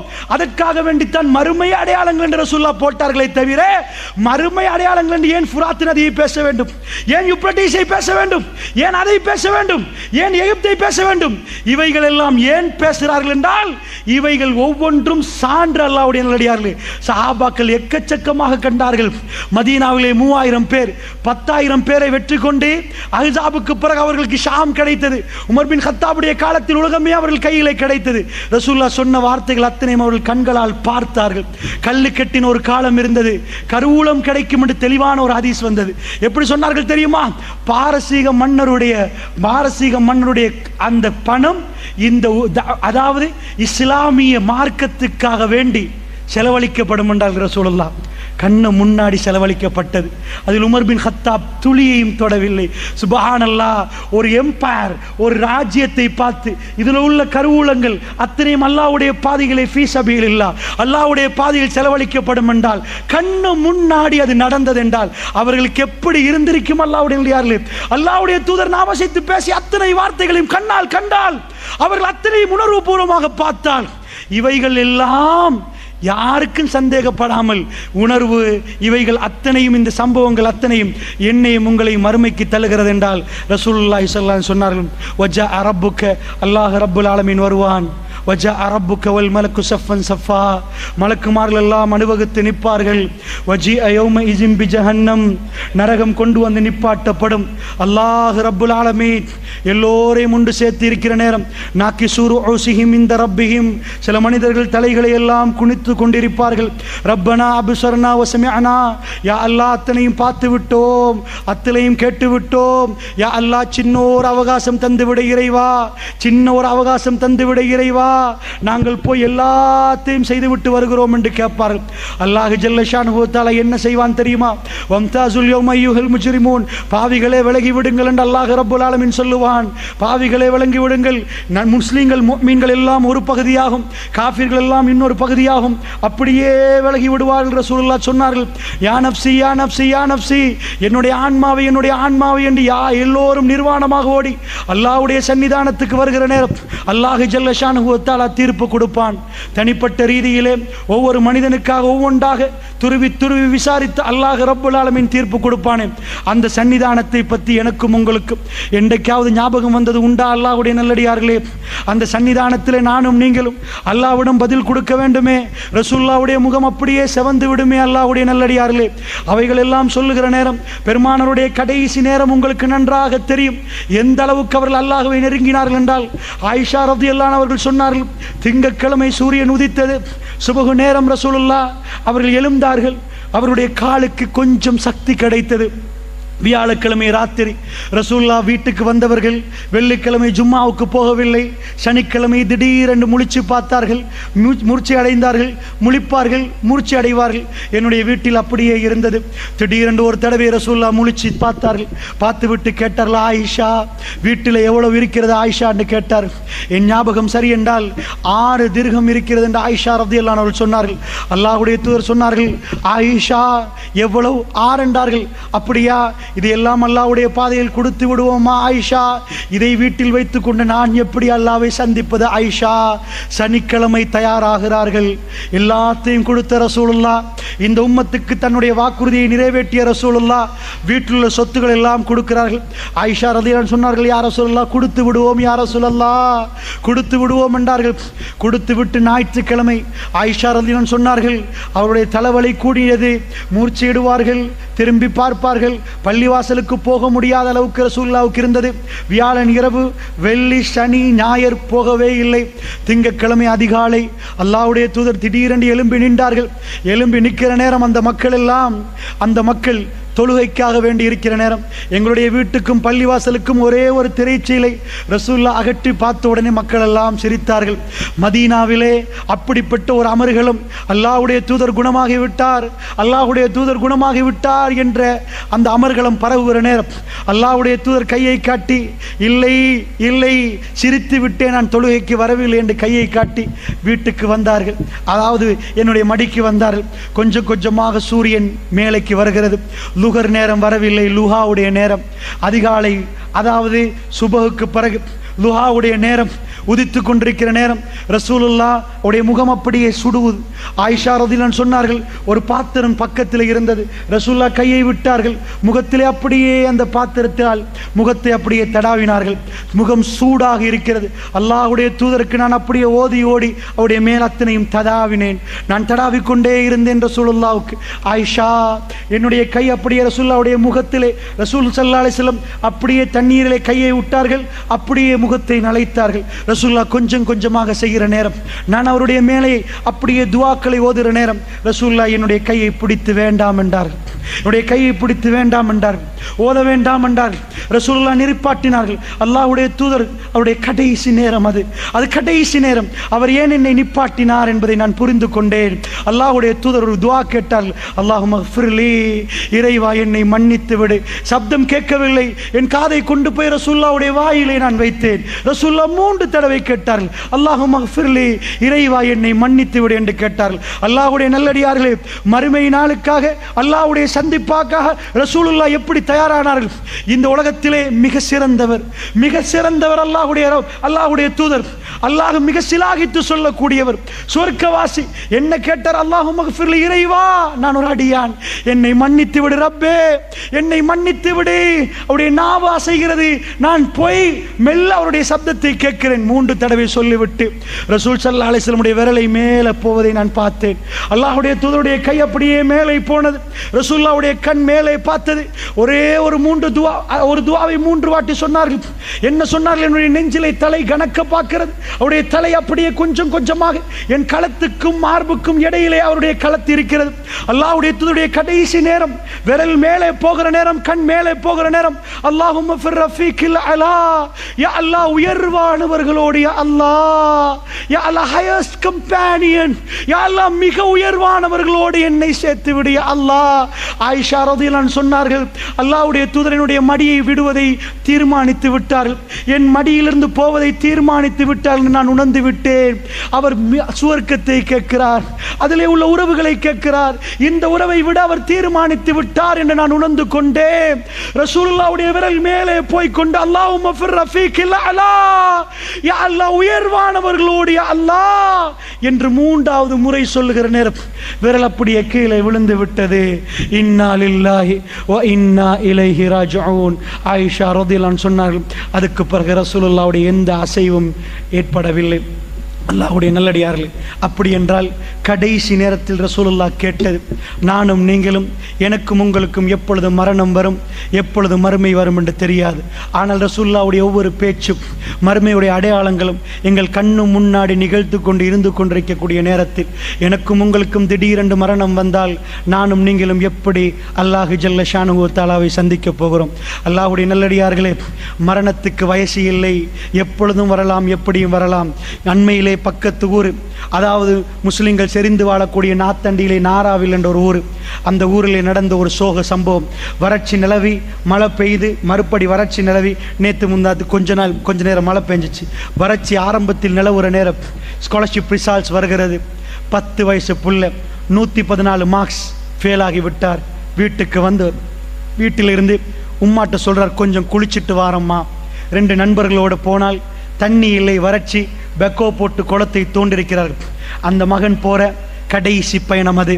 அவருக்கு அல்லாஹ் மீது ஆணையாக தெரியாது, வீட்டிலிருந்து நான் போகிற கடைசி பயணம். எங்கள் உம்மா மடியில் வீட்டில் இருந்து நாளைக்கு எனக்கு தூங்க கிடைக்காது, இன்றைக்கு ராத்திரி இந்த வீட்டில் இருந்து அமர்கலமாக நேற்று சாப்பிட்ட மாதிரி எனக்கு சாப்பிட கிடைக்காது. அவருக்கு அல்லாஹ் மீது ஆணையாக தெரியாது. அல்லாஹ் ஜல்ல ஷானுஹு வ தஆலா மரணத்தை அப்படித்தான் விதியாக்கியிருக்கிறான். அவர் போகிறார், போனால் குளிக்க போகிறார், ஸ்லிப்பாகி குழியில் விழுகிறார். அவசரமாக எடுத்து போகிறார்கள் மாரவில் ஹாஸ்பிட்டல். அங்கிருந்து சிலாபத்துக்கு கொண்டு போகிறார்கள். சிலாபத்திலிருந்து அப்படியே கொண்டு போகிறார்கள் எங்கே? General hospital. 18 நாட்கள் ஹாஸ்பிட்டலில் பிள்ளையை வைத்திருக்கிறார்கள். நெஞ்சை அமிழ்த்தினால் சேறு வெளியாகிறது, சேரை எடுக்கணும், சேறு உள்ளக்க சேரும் செகுதியும் நிறைந்திருக்கிறது. நெஞ்சை அமிழ்த்தி கொண்டு போகிற நேரம் டாக்டர்ஸ்மார்களுக்கு அதிர்ச்சிகரமான விஷயம், நெஞ்சை அமிழ்த்த சேறு வெளியாகிறது. ஆனால் இன்னும் நெஞ்சை அமிழ்த்தினால் ஹார்ட் நின்று விடும், அதனால் நெஞ்சை அமிழ்த்த முடியாது, ஒரு கட்டத்தோடு நிப்பாட்டணும். சேறு வெளியாகாவிட்டால் மௌத்தாகுவார், சேரை வெளியாக்குவதற்கு நெஞ்சை அமிழ்த்தினாலும் மௌத்தாகுவார். அல்லாஹ்வுடைய நல்லடியார்களே, என்ன நடந்தது தெரியுமா? 18 நாட்களில் அடிக்கடி மூர்ச்சை எடுகிறார், எழும்புகிறார், சாப்பிடுகிறார், பேசுகிறார். 17வது நாள் என்ன சொன்னார் டாக்டர்? மாலை நேரம் தூக்க மாத்திரையின் அளவு முடிந்து இன்னும் கொஞ்ச நேரத்தில் உங்கள் புள்ளை விழித்து பார்ப்பார், அதுக்கு மேல் அவர் உயிர் வாழுவது எங்களால் சொல்ல முடியாது, 2 மணித்தியாலம் தான் நாங்கள் கணக்கு போட்டிருக்கிறோம் என்றார். ஒரு தாயால் தாங்க முடியுமா? அல்லாஹ்வுடைய நல்லடியார்களே, ஒரு தாயால் தாங்க முடியுமா? முடியவே முடியாது. என்ன நடந்தது தெரியுமா? அல்லாஹ்வுடைய நல்லடியார்களே, அந்த தாய் பார்த்து கொண்டிருக்க அந்த புள்ளை விழிப்பு, சிரிக்குது, பேசுது. டாக்டர் கொடுக்குற டைம் தாண்டுது, 7:30 மணி, 8 மணி ஆகுது. அந்த அம்மா பார்க்குறா, வளமைக்கு மாற்றமாக சிரிக்குது புள்ள. எந்த அளவு கண்டா, வீட்டில் குளிக்க போன அண்டு எப்படி சந்தோஷமாக இருந்துச்சோ, 18 நாட்களுக்கு முன்னாடி அந்த குழந்தை எப்படி உஷாரா இருந்துச்சோ அந்த மாதிரி நல்லா சாப்பிடுது. அந்த அம்மா பார்த்துட்டு இருக்காங்க. ராத்திரி 10 மணி, மரண சாயலே புள்ளட்ட இல்லை. அவங்க நினச்சிட்டாங்க 11 மணி, அல்ஹம்துலில்லாஹ் என் புள்ளட்ட எந்த மரண சாயலும் இல்லை. டாக்டர் சொன்னார் 2 மணித்தியாலம், இது 4 மணித்தியாலம் ஆகிட்டு, 5 மணித்தியாலம் ஆகிட்டு. அவர் குதிக்கிறார், சிரிக்கிறார், ஊட்டி விடுறாங்க, பேசுகிறாங்க, கையில் உள்ள ஃபோனில் வீடியோ பண்ணுறாங்க, பையன் சிரிக்கிறான். ராத்திரி 1 மணி, உம்மாவும் புள்ளையும் இப்போ மரணத்தை மறந்து அவர்கள் சிரித்து பேசுகிறாங்க. ராத்திரி 2:45 புள்ள சொல்கிறார், உம்மா கொஞ்சம் வலிக்குது, கண்ணசருது, மூக்காலையும் வாயாலையும் ரத்தம் வருகிறது. ஜனாசாவை தூக்குற நேரம் சிரிச்சு கொண்டிருந்த தாய் அப்படியே பைத்தியமாகிறாங்க. வீட்டுக்கு போகிற நேரம் ஜனாசா நாராவில் மக்களை அழுகிறார்கள். பக்கத்தில் உள்ள தாய் பைத்தியமாகி விட்டார்கள். அல்லாஹ்வுடைய நல்லடியார்களே, நான் ஏன் இது உங்களுக்கு சொன்னேன் தெரியுமா? எனக்கும் உங்களுக்கும் நேரம் எது என்று தெரியாது. இது கடைசி நேரமா, கடைசி தொழுகையாண்டு தெரியாது. நாளை சுபஹு அல்லாஹ் ரப்புல் ஆலமீன் எனக்கும் உங்களுக்கும் விதியாக்கினாண்டு தெரியாது. அல்லாஹ் ஜல்ல ஷானுஹு வ தஆலா 5 வயசு, 10 வயசு, 30 வயசு, 40 வயசு, 50 வயசு என்ற எல்லோருக்கும் 60, 80 என்று போடவில்லை.